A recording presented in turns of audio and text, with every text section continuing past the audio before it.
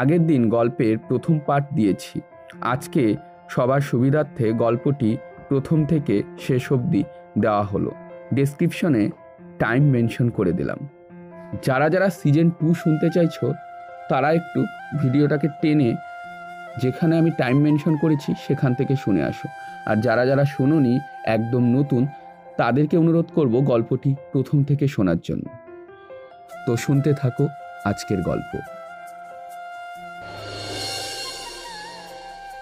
বাবার অসুস্থ হওয়ার খবর পেয়ে বাবাকে শহরে দেখতে এসেছিল রাশিদ শাহরিয়ারের বড় ছেলে তুজ্জ শাহরিয়ার।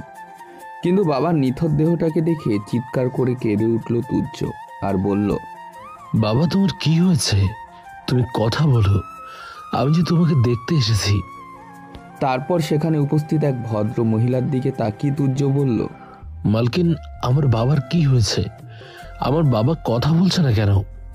তুজ্জর কথা শুনে বাড়ির মালকিন নাফিসা বেগম কিছু একটা বিরক্ত হয়। তারপর বলল, তোর বাবা মারা গেছে, তুই আর এখানে কান্নাকাটি করিস না। বাবার দেহটাকে নিয়ে গ্রামে ফিরে যা আর ওখানেই কবরের ব্যবস্থা কর। তারপর কিছু টাকা তুজ্জের হাতে দিয়ে বলল, এই টাকাটা নিয়ে যা। তোর বাবা তো এই মাসের ওপর অসুস্থ ছিল, বাড়ির কাজও তো কিছু করতেই পারতো না।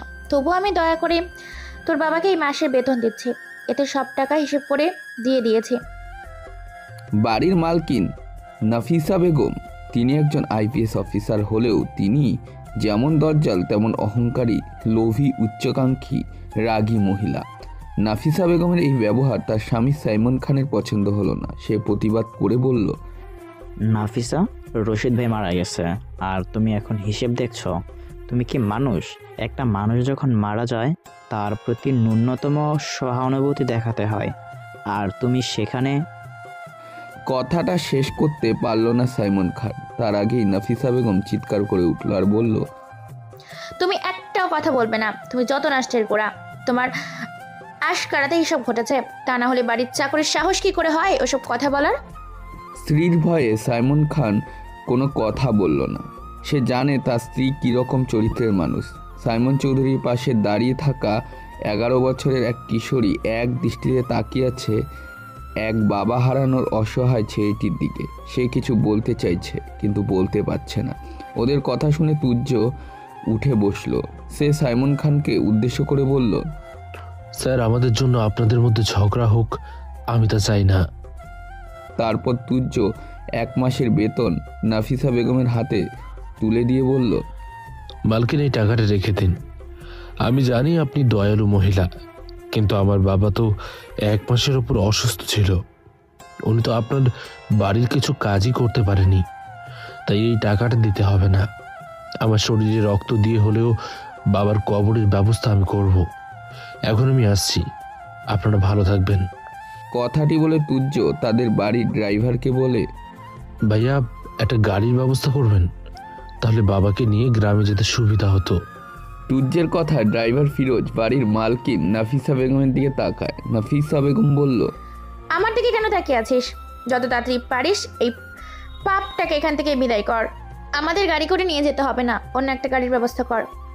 বাড়িতে গাড়ি এলে তুজ্জ ফিরোজ রাশিদ শাহরিয়ারকে ধরে গাড়িতে তুলে তুজ্জ ওর বাবার মাথায় হাত দিয়ে ধরে। কিন্তু মাথায় হাত দেওয়ার সাথে সাথেই দেখে জায়গাটা রক্ত লেগে আছে, রক্তটা শুকনো হয়ে গেছে। তুজ্জর সন্দেহ হয় কিন্তু সে কিছু বলে না। গাড়িটা কিছু দূর যাওয়ার পর তুজ্জ দেখে সেই বাচ্চা মেয়েটা দাঁড়িয়ে আছে। মেয়েটি চিৎকার করে বলছে, ভাইয়া, গাড়িটা দাঁড় করান, আপনাকে কিছু বলার আছে। তানিশার কথায় তুজ্জ ড্রাইভারকে বলল, ভাইয়া, গাড়িটা একটু দাঁড় করান, এই মেয়েটা মনে হয় কিছু বলবে। তুজ্জের কথায় ড্রাইভার গাড়িটা দাঁড় করায়। গাড়িটা দাঁড়ালো। তানিশা তুজ্জকে বলল, ভাইয়া, কালকে আমাদের বাড়িতে খুব অশান্তি হয়েছে। আমার মামা আপনার কোন আত্মীয়কে বিয়ে করেছে, সেজন্য মামাকে বাড়ি থেকে তাড়িয়ে দিয়েছে। আপনার বাবা আটকাতে এলে আমার মা আপনার বাবাকে ঠেলে ফেলে দেয়, আর আপনার বাবার মাথায় আঘাত লেগে যায়, যার ফলে রক্তক্ষরণ হয়, আর আপনার বাবা মারা যায়। আমার বাবা কিছু বলতে গেলে মা বাবাকে বকে। নানু নানি যদি কিছু বলে, সেজন্য ওদেরকে রুম থেকে বেরোতে বারণ করেছে। আমি নিজের চোখে দেখেছি। আমার মা কি করেছে। তানিশার কথা ড্রাইভার ও তুজ্জ অবাক হয়ে যায়। তুজ্জ জানে নাফিসা বেগম নামে ওই মহিলা মোটেই সুবিধার নয়, তার অনেক ক্ষমতা, সে পারে না এমন কোনো কাজ নেই। কিন্তু তুজ্জ গ্রামের ছেলে, সে এখন কলেজে পড়ে, তার ক্ষমতাই বা কতটুক যে সেই অহংকারী মহিলার সাথে টক্কর দেবে। সে কিছু করতে পারবে না, এই মুহূর্তে তার মাকে সামলাতে হবে। তাই সে তানিশাকে বলল, ঠিক আছে, তুমি আমাকে যে কথাটা বলেছ আর কাউকে বলবে না। তুমি এখন বাড়ি ফিরে যাও, আমি কিছু করতে পারবো না, আর করলেও আমি তো আমার বাবাকে ফিরে পাবো না। তুজ্জের কথায় তানিশা মাথা নেড়ে সম্মতি দেয়। গাড়ি চলে যায়। তানিশা অনেকক্ষণ সেদিকেই তাকিয়ে থাকে। তুজ্জের কথায় গাড়ির ড্রাইভার খুব খুশি হয়। ড্রাইভার জানে ওই মহিলা কেমন। রাশেদ শাহরিয়ারের লাশ দেখে তার স্ত্রী মান্তাসা বেগম চিৎকার করে কেঁদে উঠল আর বলল, তুই যে বললি তোর বাবার শরীর খারাপ, তুই দেখতে যাচ্ছিস, আর তুই তোর বাবাকে এভাবে নিয়ে এলি। আমি যে তোর বাবাকে এই অবস্থায় দেখে সহ করতে পারছি না রে। এই দৃশ্য দেখার আগে আমার মরণ হলো না কেন? হে আল্লাহ, আমি কি অপরাধ করেছি? কেন আমাকে এত বড় শাস্তি দিলে? আমার স্বামী শুধু অভাবে চালায়, আর ছেলেদের মানুষ করার জন্য শহরে গিয়ে সে লোকের বাড়িতে কাজ করত। সে তো খুব ভালো মানুষ ছিল, কেন নিয়ে নিলে তাকে? তুজ্জ তার ছোট ভাই আদ্র তার মাকে সান্ত্বনা দেয়। রাশিদ শাহরিয়ার ও মান্তাসা বেগমের দুটো ছেলে, বড় ছেলে তুজ্জ আমাদের গল্পের নায়ক, তার বয়স এখন 18 বছর। সে কলেজের প্রথম বর্ষের ছাত্র। আর ছোট ছেলে আদ্র 8ম শ্রেণীর ছাত্র। নিজেদের কোনো জমি জায়গা নেই। ছেলেদের মানুষ করার জন্য রাশিদ শাহরিয়ার শহরের কাজে গিয়েছিল নাফিসা বেগমের বাবার আত্মীয়র কাছে তাদের গ্রামে। তাদের মাধ্যমে যোগাযোগ করে রাশিদ শাহরিয়ার শহরে কাজে যায়। তুজ্জ পড়াশোনা যথেষ্ট মেধাবী ছেলে। তার বাবা মা স্বপ্ন দেখে ছেলে বড় হয়ে অনেক বড় অফিসার হবে। তাই ছেলেকে ভালোভাবে মানুষ করার জন্য বাবা মার অক্লান্ত পরিশ্রম করে। মান্তাসা বেগম বাড়িতে গরু আর ছাগল পোষেন, আর বাড়ির পাশে একটা টুকরো জমি আছে, সেখানে সবজি চাষ করে। রাশিদ শাহরিয়ার শহর থেকে টাকা পাঠায়। এভাবেই চলছিল। হঠাৎ রাশিদ শাহরিয়ার অসুস্থতার খবর আসে, আর তুজ্জ তার বাবাকে দেখতে যায়। তুজ্জ আগে 2-3 দিন ওই বাড়িতে গিয়েছিল। বাড়ির মালকিন যে ভালো নয় সে তখনই বুঝেছিল, কিন্তু তার বাবা তাকে বলেছিল কোনো উপায় নেই, এখানে কাজ করতে হবে, তুই যবে মানুষ হবি তখন কাজ ছেড়ে দেব, এ কথা বলেছিল তার বাবা। বাবার কথাগুলো তুজ্জ চিন্তা করছিল। ঠিক তখনই তার ভাই আদ্র তাকে বলল, জানিস ভাইয়া, আমার মনে হচ্ছে কেউ বাবাকে আঘাত করে মেরেছে। বাবা মাথায় আমি আঘাতের চিহ্ন দেখতে পেয়েছি। ছোট ভাইয়ের কথায় তুজ্জ বলল, চুপ কর, মায়ের কাছে কিছু বলিস না, মা শুনলে কান্নাকাটি করবে। এখন মাকে আমাদেরই সামলাতে হবে, যা হবার তো হয়েছে। তুজ্জ নিজেকে শান্ত করে আরও সে মন দিয়ে পড়াশোনা করে। দেখতে দেখতে কেটে গেল 10টা বছর। এখন তুজ্জ একজন অফিসার। খুব সকালে ফোনের রিংটনে ঘুম ভাঙে তুজ্জ শাহরিয়ারের। ঘুম ঘুম চোখে সে ফোনের স্ক্রিনে তাকিয়ে দেখে হেড অফিস থেকে তার ফোন এসেছে। সে সাথে সাথে ফোন রিসিভ করে আর বলল, আসসালামু আলাইকুম স্যার, কেমন আছেন? ওয়ালাইকুম আসসালাম, আলহামদুলিল্লাহ। তোমাকে একটা দায়িত্ব দেবো বলে ফোন করলাম। কি দায়িত্ব স্যার, বলেন আমাকে। তোমাকে একটা সিক্রেট মিশনে পাঠাবো। তুমি 3 মাস ওখানে থাকবে। 3 মাসের মধ্যে তোমাকে সাকসেস হয়ে আসতে হবে। যদি আসতে পারো তাহলে তোমার প্রমোশন হবে। স্বরাষ্ট্র দপ্তর থেকে আমার কাছে ফোন এসেছিল। আমি 4 জন অফিসারের নাম পাঠিয়েছিলাম, কিন্তু ওরা তোমাকে দায়িত্ব দেওয়ার কথা বলেছে। কারণ এর আগে যে সমস্ত দায়িত্ব তোমাকে দেওয়া হয়েছিল প্রতিটা কেস তুমি দক্ষভাবে সামলেছ এবং সফল হয়েছ। সেই তথ্য যাচাই করে ওরা তোমাকে সিলেক্ট করেছে। কোথায় যেতে হবে স্যার, আর কি দায়িত্ব পালন করতে হবে? কাল সকাল 10টার মধ্যে অফিসে চলে এসো। কাল সব তোমাকে বুঝিয়ে বলবো, আর পরশুদিনই তুমি সেখানে যাবে। Okay sir. তারপরের দিন তুজ্জ সকাল 10টার মধ্যে অফিসে আসে। তুজ্জকে দেখে অফিসার রাকিব রহমান বলল, তোমার জন্য অপেক্ষা করছি, তোমাকে কিছু দায়িত্ব দেব। এক লিডি আইপিএস অফিসারকে জব্দ করতে হবে তোমাকে। তার শয়তানি মুখোশটা খুলে দিতে হবে তোমার। রাকিব রহমানের কথা শুনে তুজ্জ বলল, স্যার, আপনার কথা ঠিক বুঝতে পারছি না, আমাকে পুরো ঘটনাটা খুলে বলুন।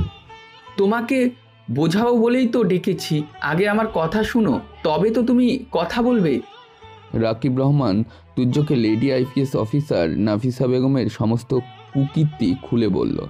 কিভাবে তিনি তার প্রফেশনকে অপব্যবহার করছে, কলেজের ছেলেমেয়েদের ড্রাগ সাপ্লাইয়ের কাজে লাগাচ্ছে, এমনকি বিদেশি ক্লায়েন্টকেও খুশি করার জন্য ছোট ছোট মেয়েদের তাদের কাছে পাঠায়। একটা নেটওয়ার্কের মাধ্যমে সে কাজ করে, পুলিশ প্রশাসন তাকে সমীহী করে চলে। কিন্তু কিছুদিন আগে একই গ্রাম থেকে 18 জন যুবক যুবতীকে খুঁজে পাওয়া যাচ্ছে না। সেই গ্রামের মানুষজন একত্রিত হয়ে একটা এনজিওর সাহায্য নিয়ে রাষ্ট্র দপ্তরে অভিযান করে। রাষ্ট্রমন্ত্রক থেকে নির্দেশ দেওয়া হয় পুলিশ অফিসার রাকিব রহমানকে।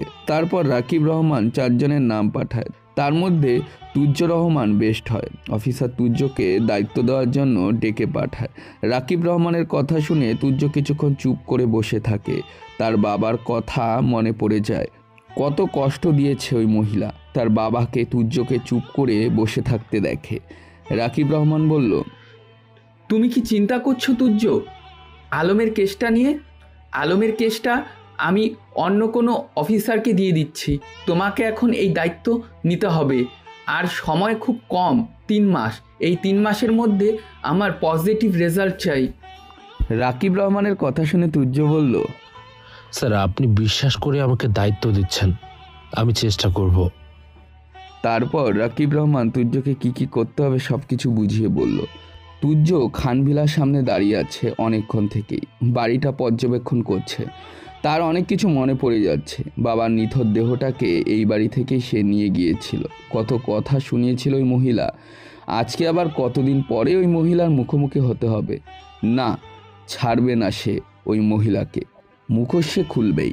বাবাকে কষ্ট দেওয়ার শাস্তি তাকে পেতেই হবে। না জানি আর কত ভয়ঙ্কর কাজের সাথে জড়িত ওই মহিলা। তুর্য যখন গেটের সামনে দাঁড়িয়ে অতীতের কথা ভাবছিল, তখন সেখানেই আসে বাড়ির দারোয়ান। ওদের দাঁড়িয়ে থাকতে দেখে বাড়ির দারোয়ান নুরুল হোসেন জিজ্ঞেস করলো, আচ্ছা, আমি অনেকক্ষণ ধরে দেখছি তুমি বাড়ির দিকে তাকিয়ে আছো, তুমি কি কাউকে খুঁজছো? নুরুল হোসেনের কথায় তুর্য বলল, হ্যাঁ চাচা, আমি একটা বিজ্ঞাপন দেখে এসেছি, এই বাড়িতে নাকি কাজের লোকের দরকার। আমি ঠিক জানি না বাবা, তবে কিছুদিন আগে বাড়ির মেয়ের মুখ থেকে শুনেছি যে যে কাজ করতো সে খুব অসুস্থ আর আসতে পারে না। সেজন্য এই বাড়ির মালকিন কাগজে বিজ্ঞাপন দিয়েছে, আর তারা খুব কম বয়সী লোক চাইছে। তোমার তো বয়স কম, সমস্যা হবে না। তুমি দাঁড়াও, আমি 1 মিনিট, আমি এক্ষুনি বাড়ির মালকিনকে জিজ্ঞাসা করে আসি। নাফিসা, তুমি যেটা করছো ঠিক কাজ করছো না। তোমার ভুল সিদ্ধান্তের জন্য তোমার বাচ্চাদের কষ্ট পেতে হবে। এই একদম আমাকে জ্ঞান দেবে না। তোমার কি যোগ্যতা আছে যে তুমি আমাকে জ্ঞান দিতে আসছো? জ্ঞান নয় নাফিসা, তুমি বুঝতে পারছো না তুমি কত বড় ভুল করছো। Get out, just get out. Nurul Hossain বাড়ির মালকিনকে ডাকতে এসে দেখে তাদের দাম্পত্য কলহ। সাইমন কিছু না বলে রুম থেকে বেরিয়ে গেল। নুরুল হোসেনকে রুমের সামনে দাঁড়িয়ে থাকতে দেখে নাফিসা বলল, কি চাই এখানে? ম্যাডাম, আপনাদের বাড়ির কাজের লোক দরকার। খবরের কাগজে বিজ্ঞাপন দিয়েছিলেন, এই ছেলেটা এসেছে দেখা করতে। নুরুল হোসেনের কথায় নাফিসা নিজের থেকে বলল, বাবা, এই তো সবে 2 দিন হলো বিজ্ঞাপন দিয়েছে, এর মধ্যেই লোক আসা শুরু করে দিল। অভার এরম জিনিস, এসব অভাবী লোকদের নিয়ে যত সমস্যা। মানুষ যে কেন এই গরিব হয় কে জানে, হয়তো পাপ করে, তাই এই পাপের ফল এগুলো। তারপর নাফিসা বেগম নুরুলকে উদ্দেশ্য করে বলল, তুমি যাও নুরুল, যে ছেলেটা এসেছে তাকে ডাইনিংয়ে বসাও, আমি আসছি এক্ষুনি। নুরুল হোসেন তুর্যকে ডাইনিংয়ে নিয়ে এসে বসায়। কিছুক্ষণ পর নাফিসা নিচে নেমে আসে। তুর্য নাফিসাকে দেখে সালাম করে। নাফিসা ওকে ইশারায় বসতে বলে, তারপর জিজ্ঞেস করে, বাহ, তোমাকে দেখতে তো খুব সুন্দর, একদম সুপুরুষ। তুমি তাহলে আমাদের বাড়ির কাজের জন্য এসেছো? হ্যাঁ ম্যাডাম। তোমার নাম কি? তুর্য সাহারিয়া। তোমার বয়স কত? ম্যাডাম, মুখ্য সূক্ষ্ম মানুষ, বয়স তো জানি না। মা বলেছিল যে বছর আমার নানি মেলায় গিয়ে হারিয়ে গিয়েছিল, তারপর অনেক খোঁজাখুঁজির পর তার খোঁজ পাই। আমি তখন 2 মাসে। তুর্যের কথা শুনে নাফিসা বেগম হাসতে থাকে আর হাসতে হাসতে বলে, সেটা কবে? কত শালা? মা তো কিছু বলেনি। মাকে বয়সের কথা জিজ্ঞেস করলে মা শুধু উঠাই বলে, তাই তো আমি বললাম। তুজ্জের কথায় নাফিসা বেগম বিরক্ত হয় আর বলে, ঠিক আছে, বুঝতে পেরেছি, আর কিছু বলতে হবে না। মূর্খ মানুষেরা অত হিসাব জানে না। তবে তোমাকে দেখে মনে হয় তোমার বয়স বেশি নয়। সে যাই হোক, আমি কম বয়সী একটা ছেলেই চাইছিলাম। এর আগে যারা কাজ করেছে সবাই মোটামুটি বয়স হয়েছিল। একজন তো এখানে থাকতে একটা অসুস্থ হয়ে পড়লো, তার পেছনে কম টাকা খরচ করিনি, তো প্রায় 10 বছর আগে। তার ছেলের আবার কি কথা, এখানে কাজ করার সময় সব কিছুই পেত, তবুও নাকি আমরা তাকে কিচ্ছু দিতাম না। অসুস্থ ছিল, কাজ করতে পারতো না, তবুও দয়া করে 1 মাসের বেতন বাকি ছিল, সেটাও দিয়েছিলাম। রাগ করে ওই চাকরের ছেলে আমাকে টাকাটা ফেরত দিয়েছিল। এই বাড়িতেই অসুস্থ হয়ে মারা গেছে। আমি তো কোনো কালেই তাকে পছন্দ করতাম না, বাবা তাকে আশ্রয় দিয়েছিল। এত বাজে লোক ছিল, তারই খালাতো বোনকে জোর করে আমার ভাইয়ের সাথে বিয়ে দিয়েছে। আমার বাবা আমার এই ভাইয়ের কাজকে সমর্থন করেনি, তাই বাড়ি থেকে আমার ভাইকে তাড়িয়ে দিয়েছিল। কোনো সম্পত্তি তাকে দেয়নি, রাগে দুঃখে সব আমার নামে করে রেখেছিল। তারপর আবার প্রসঙ্গ পাল্টে বলল, সে যাকে, ওইসব পুরনো কথা মনে না করাই ভালো। আমাদের বাড়িতে তোমার সব কাজ করতে হবে, বাসন মাজা, রুম পরিষ্কার করা, বাজার করতে হবে তোমাকে। রান্নার জন্য অবশ্য একটা লোক আছে, তাছাড়া তোমাকে বাগান পরিষ্কার করতে হবে। আমার বাড়ির পেছনে ফুলের বাগান আছে, তোমাকে সকাল বিকাল জল দিতে হবে। আর আমাদের পুরো বিল্ডিং তোমাকে দিনে 2 বার পরিষ্কার করতে হবে। আর তুমি গাড়ি চালাতে পারো? না ম্যাডাম। ঠিক আছে, তুমি আগে এই কাজগুলো করো, তারপর আমাদের ড্রাইভার আছে, ওর কাছ থেকে শিখে নেবে। যদি তার কোনো সমস্যা হয় তাহলে তোমাকে দিয়ে কাজ চালিয়ে নিব। আর আমাদের সংসার, আমি, আমার মেয়ে আয়েশা আর আমার বয়স্ক মা আছে। আমার মাকে সেবা করতে হবে, সময় মতো ওষুধ খাওয়াতে হবে, তাকে গোসল করানো, পরিষ্কার করানো সব তোমারই দায়িত্ব। বুঝতে পেরেছো? হ্যাঁ ম্যাম, বুঝতে পেরেছি। বুঝতে পারলে ভালো। কাল থেকে কাজে লেগে পড়ো। আর আমি একবারে বেশি 2 বার বলি না, আশা করি তুমি বুঝতে পারছো। তোমাকে মাসে 10,000 টাকা বেতন দেওয়া হবে। আর 24 ঘন্টা তুমি বাড়িতে থাকবে, 3 বেলা খাবার দিব। আর সিঁড়ির নিচে একটা রুম আছে, তুমি ওখানে থাকবে। কথাটা বলে আর 1 মিনিট দেরি না করে নাফিসা বেগম বেরিয়ে যায়। দেখতে দেখতে 10টা দিন কেটে গেল। মা, তোমার কথা মতোই কাজ হচ্ছে। আশা করি খুব তাড়াতাড়ি আমরা সাফল্য পাবো। তুই নীরবের সাথে কথা বলি, বাকিটা আমি সামলে নিব। ও তো আবার এখন সব কিছুই অস্বীকার করছে। অস্বীকার করেও কোনো উপায় নেই, সব তথ্য প্রমাণ আমার কাছে। মামের কথাবার্তা রুম পরিষ্কার করতে করতে শুনতে পাচ্ছিল তুজ্জ। সে বিষয়টা অনুধাবন করতে পারছিল না। কাল রাত বাড়ি ফিরেছে নাফিসা বেগমের বড় মেয়ে আয়েশা। 10 দিনের জন্য বন্ধুদের নিয়ে দার্জিলিংয়ে গিয়েছিল। এতক্ষণে তুজ্জকে দেখেনি। কালকে অনেক রাতে বাড়ি ফেরায় সে ঘুমিয়ে পড়েছিল। খাবার টেবিলে খেতে বসে তার লক্ষ্য পড়ে রুম থেকে তুজ্জ বেরোচ্ছে। তুজ্জকে দেখে আয়েশা তার মাকে বলল, মা, এত সুন্দর ছেলেটা বুঝি বাড়িতে কাজ করে? আয়েশার কথা শুনে নাফিসা একবার তুজ্জোর দিকে তাকালো, তারপর বলল, হ্যাঁ রে, তোকে বলেছিলাম না চাচা খুব অসুস্থ আর এখানে আসতে পারবে না। আমার একটা খুব লোক দরকার ছিল, সেজন্য কাজের বিজ্ঞাপন দিয়েছিলাম। তুই যেদিন যাস তারপরের দিনই আসে। খুবই গরিবের ছেলে, গ্রামে বাড়ি, পড়াশোনা জানে না, তাই আমি ওকে নিয়োগ করলাম। এরা যত বোকা হবে তত আমাদের লাভ হবে। কিন্তু মা, তোমার চাকরকে দেখে মনে হয় না উনি পড়াশোনা জানে না। দেখতে তো খুবই সুন্দর, হ্যান্ডসাম। আরে বাড়ি চাকরির দিকে অত নজর দিতে হবে না, দায়িত্ব দিয়েছি সেটা পালন করে ওখান থেকে অনেক রাজপুত্র আসবে। মায়ের কথায় আয়েশা হাসতে থাকে। নাফিসা বেগম একজন আইপিএস অফিসার। ওনাকে এলাকার প্রতিটা মানুষ ভয় পায়। ওনার দ্বারা এমন কাজ নেই যে উনি পারে না। উনি ওনার প্রফেশনকে অনেক সময় ঢাল হিসেবে ব্যবহার করেন। ওনার স্বামী সাইমন খান একজন পরিবেশ বিজ্ঞানী। উনি খুব শান্ত, ভদ্র, উদার প্রকৃতির মানুষ। নাসিফার বাবা পেশায় একজন শিক্ষক ছিলেন, আর সাইমন খান নাফিসার বাবার সবচেয়ে প্রিয় ছাত্র ছিল।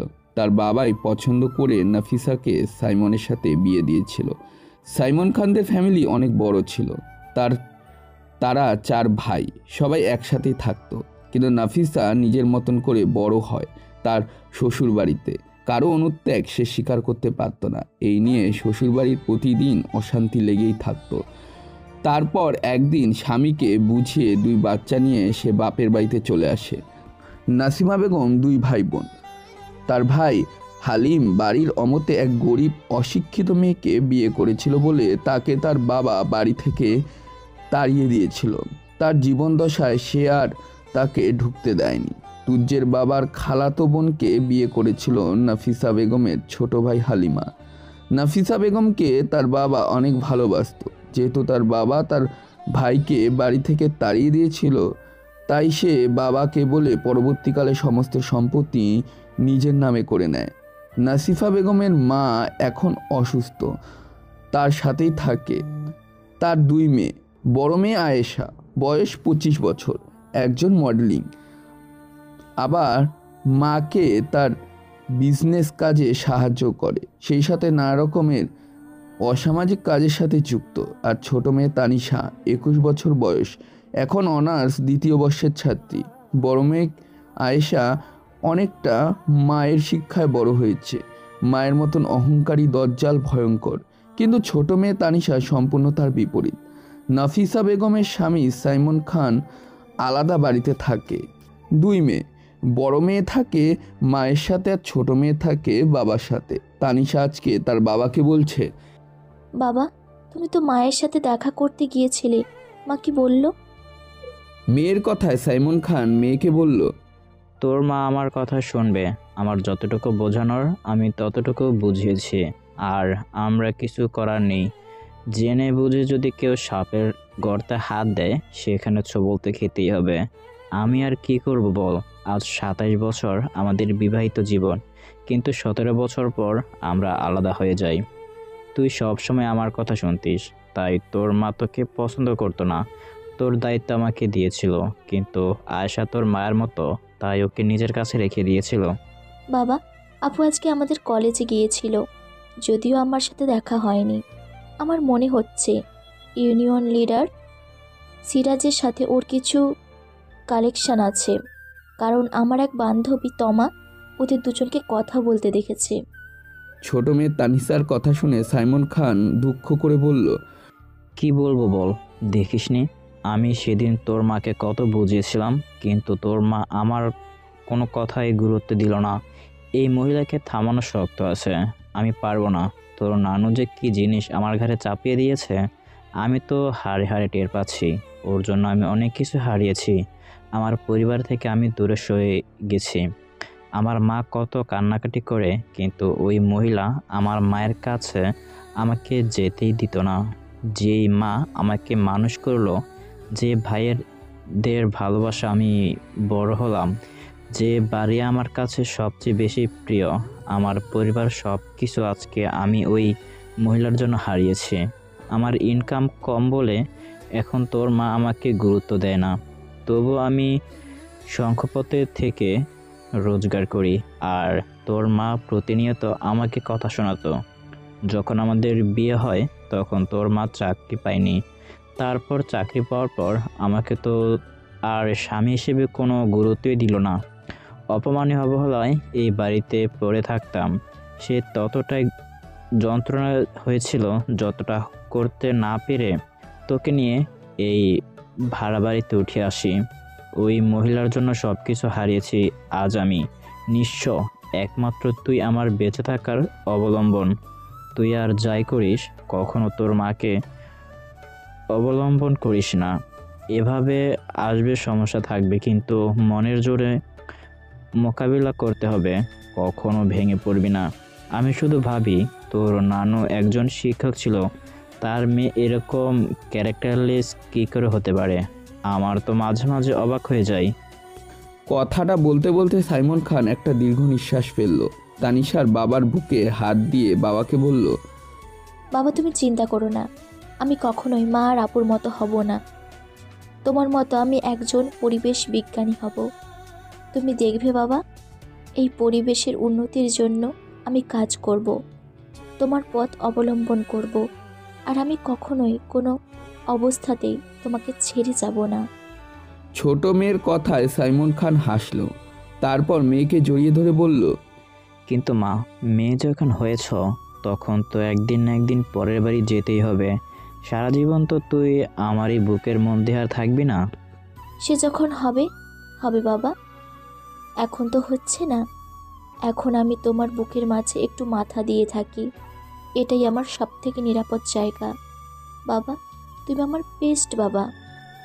তোর মা যেমন শ্বশুর বাড়ি ছেড়ে বাপের বাড়ি পড়ে আছে আর সবাইকে দাপট দেখাচ্ছে, আমি আশা করি তুইও কিন্তু ওই রকম হবি না, শ্বশুর বাড়িতে সবাইকে মানিয়ে চলবি। বাবার কথা শুনে তানিশা তার বাবাকে বলল। কাউকে অভিযোগ করার সুযোগ দেব না।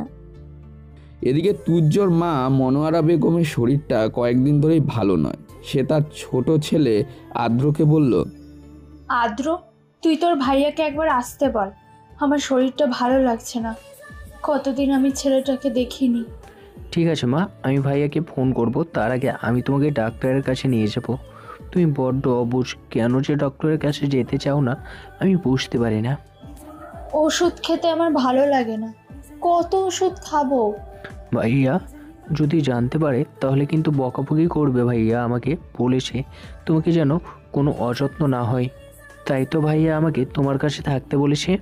এবার তুমি যদি কিছু করো তাহলে আমি ভাইয়াকে বলবো তুই মাকে নিয়ে তোর কাছে রেখে দে, মা আমার কথা শুনছে না।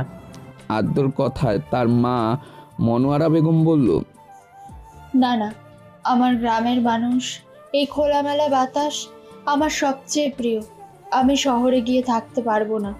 তাছাড়াও স্বামী শ্বশুরের ভিটে ছেড়ে কোথায় যাব বল? তারপর তোর বাবা শহরে কাজ করতে গিয়ে ওর যা অবস্থা হয়েছিল, আমার তো সেসব চিন্তা করলেই মাথা কাজ করা বন্ধ করে দেয়। আমি এখানে বেশ আছি, আমি তোর ভাইয়ের কাছে যাব না। আদ্রর মা মনোয়ারা বেগম গ্রামে থাকে, সে কখনোই শহরে আসতে চায় না। শহর তার ভালো লাগে না, তার দম বন্ধ হয়ে আসে। তার স্বামী দীর্ঘদিন শহরের লোকের বাড়িতে কাজ করত। মান্তাসা বেগমের 2 বাচ্চা আর শাশুড়িকে নিয়ে গ্রামের বাড়িতেই থাকতো। তুজ্জ আদ্র তবুও মাঝে মাঝে শহরে এসে তার বাবার কাছে থাকতো, কিন্তু মান্তাসা বেগম কখনোই আসেনি। তারপর শহর থেকে যখন তার স্বামী নিথর দেহটা গ্রামের বাড়িতে আসে, সেসব দেখার পর থেকেই শহরের মানুষের প্রতি তার একটা ভীত জন্মায়। মন থেকে সে ভয় দূর করতে পারে না। আদ্র এবছর গ্র্যাজুয়েশন কমপ্লিট করেছে, সে আবার চাকরির চেষ্টা করছে। তার বাবা লোকের বাড়িতে কাজ করে যতটুক টাকা পেত সবটাই সে গ্রামের বাড়িতে পাঠিয়ে দিত। আর আদ্র তুজ্জ ছিল গ্রামের মধ্যে সবথেকে মেধাবী স্টুডেন্ট। আজকে আদ্র একটা কাজের জন্য কোম্পানিতে ইন্টারভিউ দিতে এসেছে। কোম্পানির বস তার সিভি চেক করে এবং আদ্রকে বলল, আপনার সব কিছু ঠিক আছে, আমাদের এই কোম্পানি বিভিন্ন জায়গায় প্রোডাক্ট সেল দেয়, আপনাকে এই ডেলিভারি কাজ করতে হবে। প্রথম দিকে স্যালারি একটু কম হবে, আস্তে আস্তে বাড়তে থাকবে। আপনি গ্রামের বাড়ি থেকে যাতায়াত করতে পারেন। পরবর্তীকালে আপনাকে কোম্পানির জন্য কোম্পানি অন্য জায়গায় পাঠাতে পারে, তখন সেখানে থাকা খাওয়ার ব্যবস্থা কোম্পানি দেবে। আমাদের কোম্পানি আপনাকে প্রমোশন দেবে 2 বছর পর। তারপর তখন আপনাকে কোম্পানি থেকে কোয়ার্টার দেওয়া হবে। এখনই 2 বছর আপনাকে এভাবে কাজ করতে হবে। আর আমাদের কোম্পানির একটা শর্ত আছে। সত্যের কথা শুনে আদ্র বলল, স্যার কি সত্য? যদি টাকা ঘুষ লাগে আমি কিন্তু দিতে পারবো না, আমি গ্রামের গরিব ছেলে। আমার বয়স যখন 14 বছর তখন আমার বাবা মারা যায়। খুব কষ্ট করে আমার মা আমাকে 2 ভাইকে মানুষ করেছে। ভাইয়া এসবে চাকরি পেয়েছে, তাই আমার পক্ষে কোনো টাকা দেওয়া সম্ভব নয়। আদ্রর কথা শুনে রাজীব হু হু করে হেসে ফেলল। তারপর বলল, আরে আমাদের কোম্পানিতে কাজ করার জন্য কোনো টাকা লাগে না। 2 বছরের জন্য আপনি চুক্তিবদ্ধ হবেন। আমাদের কোম্পানি ছাড়া অন্য কোনো জায়গায় কাজ করতে পারবেন না, নাই জব ছাড়তে পারবেন। যদি তা করেন আইন অনুযায়ী ব্যবস্থা নেওয়া হবে, জেল জরিমানা দূরে ধার্য করা হবে। মনে রাখবেন, আমাদের কোম্পানির এমডি নাফিসা বেগম, উনি একজন আইপিএস অফিসার। ওনার ক্ষমতা কতটা উনি কাউকেই ছেড়ে দেন না। রাজীবের মুখ থেকে এসব কথা শুনে আদ্র কিছুটা শান্ত হলো। তারপর বলল, ঠিক আছে স্যার, সমস্যা নেই, আমি করব। আদ্র তো কাজে জয়েন করে। প্রথমে কিছু বুঝতে পারেনি, আস্তে আস্তে তার মনে হচ্ছে সে একটা খারাপ চক্করের সাথে জড়িয়ে পড়ছে। কি করবে সে বুঝে উঠতে পারছে না। একবার ভাবলো সে তার ভাইয়াকে বলবে, আবার ভাইয়া যদি তাকে কিছু বলে তাই সে কিছু না বলে কাজ করতে লাগলো। 2 বছরের চুক্তি, যেভাবেই ওকে হোক সম্পূর্ণ করতে হবে, তা না হলে জেল জরিমানা দুটোই হবে। কোম্পানির বস নাফিসা বেগমের কথা প্রথম দিন বলেছিল। কোম্পানির ম্যানেজার রাজীব চৌধুরী কিন্তু অত মাথায় ছিল না। এখন আদ্র সব বুঝতে পারছে, এই সেই মহিলা যার বাড়িতে ওনার বাবা কাজ করত। একদিন বাগানে ফুল গাছে তুর্য জল দিচ্ছিল। ঠিক সেই সময় বাগানের ভেতর দিয়ে আয়েশা যাচ্ছিল আর তার গায়ে পানি লেগে যায়। সে চিৎকার করে বলল, জানোয়ার, তুই চোখে দেখতে পাস না? তুই এটা কি করলি? আমার ভালো ড্রেসটা নষ্ট হয়ে গেল তো, আমি এখন কি করে বেরোবো? তুর্য গাছে পানি দিতে দিতে নাফিসা বেগমের মা লিপি বেগমের সাথে গল্প করছিল। সে খেয়াল করেনি তুর্যকে এইভাবেই অপমান করায় লিপি বেগম খুব বিরক্ত হয়। আর সে নাতনির উদ্দেশ্য করে বলল, তুই ওকে অপমান করছিস কেন? ওর কোনো দোষ নেই, ও আমার সাথে গল্প করছিল। আর তুই যে হঠাৎ করে সামনে এসে পড়বি, ও কি করে জানবে? ও কানা নাকি চোখে দেখতে পায় না? আমার তো মনে হয় ও ইচ্ছে করেই কাজ করেছে। আয়েশার কথায় তুর্য বলল, ম্যাডাম সত্যি বলছি, আমি আপনাকে দেখিনি। আমি তো নানির সাথে গল্প করছিলাম, আর আপনি সামনে যে এভাবে চলে আসবেন আমি সেটা বুঝতে পারিনি। বুঝতে পারিসনি? দেখবি একবার পায়ে জুতো খুলে যখন মুখে মারবো তখন তুই বুঝতে পারবি। আয়েশার এই কথায় লিপি বেগম বিরক্ত হলো আর বলল, আয়েশা, কি হয়েছে কি তোর? পানি লেগে তো জামাটা ভিজে গেছে, আর তো বড়সড় কোনো ক্ষতি হয়নি। তার জন্য তুই ওকে মারবি, জুতো মারবি? আল্লাহ তোকে কখনো ক্ষমা করবে না। লিপি বেগমের কথায় আয়েশা রেগে যায় আর বলল, এই বুড়ি, তুমি ওর হয়ে বেশি ওকালতি করবে না। তোমার জন্যই ও প্রশ্রয় পাচ্ছে। তুমি যত নষ্টর গোড়া। যত বয়স বাড়ছে দিনকে দিন ভীমরতি বাড়ছে। কথাটা বলে আয়েশা রাগে গজগজ করতে করতে ওখান থেকে চলে যায়। আয়েশা আজকে একটা পার্টির সাথে মিট করার কথা ছিল, তাই আয়েশা নতুন একটা ড্রেস পরেছিল। তুর্যকে মন খারাপ করে দাঁড়িয়ে থাকতে দেখে লিপি বেগম বলল, তুমি কিছু মনে করো না তুর্য, ও ওরকম, ওর মা যেরকম ও সেরকম, মেয়েও সেরকম। তারপর কিছুটা আফসোসের সুরে বলল, আমি ভাবতে পারি না এইরকম মেয়ে আমার গর্ভে কি করে এলো। ওর বাবা ভালো মানুষ ছিল, শিক্ষক মানুষ ছিল, ছেলে মেয়েদের সুন্দর ভবিষ্যৎ দিত, কিন্তু নিজের মেয়েকে মানুষ করতে পারেনি। আর ওর বড় মেয়েটাও হয়েছে ওই একই রকম। তবে ওর ছোট বোনটা কিন্তু খুব ভালো মেয়ে, ওর বাবার মতন। ওর কারোর সাথে খারাপ ব্যবহার করে না। তারপরের দিন নাফিসা বেগম তুর্যকে ওকে বলল, তুর্য, এতে সব লেখা আছে, তুই মার্কেট থেকে কিনে নিয়ে আসবি। পরদিন আয়েশার জন্মদিন, 25 বছর পূর্ণ হচ্ছে। এই উপলক্ষে বাড়িতে পার্টির আয়োজন হচ্ছে। তুমি কিছু গেস্ট আসবে, তুই কিন্তু সব কিছু গুছিয়ে পরিষ্কার করে রাখবি। নাফিসা বেগমের কথা শুনে তুর্য বলল, ঠিক আছে মালকিন। তুর্য যখন মার্কেটে কেনাকাটি করে একটা ওষুধের দোকানের পাশ দিয়ে যাচ্ছিল, ঠিক সেই সময় একটা মেয়ের সাথে তার ধাক্কা লাগে আর হাত থেকে জিনিসপত্রগুলো পড়ে যায়। সেই মেয়েটা তাকে কুড়িয়ে দেয় আর বলল, সরি, আমি দেখিনি। ঠিক আছে, আমি কুড়িয়ে দিচ্ছি। কথাটা বলে তানিশা কুড়িয়ে দিতে গেলে তুর্য বলল, ঠিক আছে, আপনার কোনো দোষ নেই। আমি অন্যমনস্কভাবে আসছিলাম, আমি কুড়িয়ে নিচ্ছি। তা বললে হয়, দোষটা আমারও ছিল। তানিশা তুর্যকে হেল্প করে। তুর্য তানিশার মুখের দিকে তাকিয়ে আছে। মেয়েটাকে তার খুব চেনা চেনা লাগছে, কিন্তু কোথায় দেখেছে সে মনে করতে পারছে না। তার পরের দিন আয়েশা জন্মদিনের পার্টিতে, সেখানে তানিশাও আসে। তুর্যর দায়িত্ব ছিল সবাইকে শরবত দেওয়া। তুর্যকে দেখে তানিশা বলল, আরে আপনি এখানে? তার মানে আপনি আমার মায়ের বাড়িতে কাজ করেন? তানিশার কথায় তুর্য কিছু বলতে যাবে, ঠিক তার আগে আয়েশা সেখানে আসে আর তানিশাকে উদ্দেশ্য করে বলে, এই, তুই ওর সাথে কি কথা বলছিস? আপু, একে আমি চিনি, কিছুদিন আগে। কথাটা শেষ করতে দিল না, তার আগে আয়েশা তানিশাকে বলল, চিনিস তো কি হবে, ও আমাদের বাড়িতেই কাজ করে, বাড়ির চাকর। কথাটা বলে আয়েশা তানিশাকে সেখান থেকে টেনে নিয়ে যায়। তানিশা যেতে যেতে তুর্যর দিকে তাকিয়ে থাকে। তুর্য সে নিজের কাজে মন দেয়।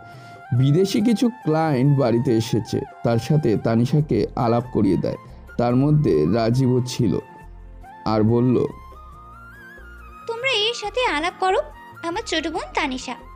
আয়েশার কথায় রাজীব একবার তানিশার পা থেকে মাথা পর্যন্ত ভালো করে স্ক্যান করে নিল। তারপর তানিশাকে উদ্দেশ্য করে বলল, কেমন আছো তানিশা? আলহামদুলিল্লাহ ভালো আছি।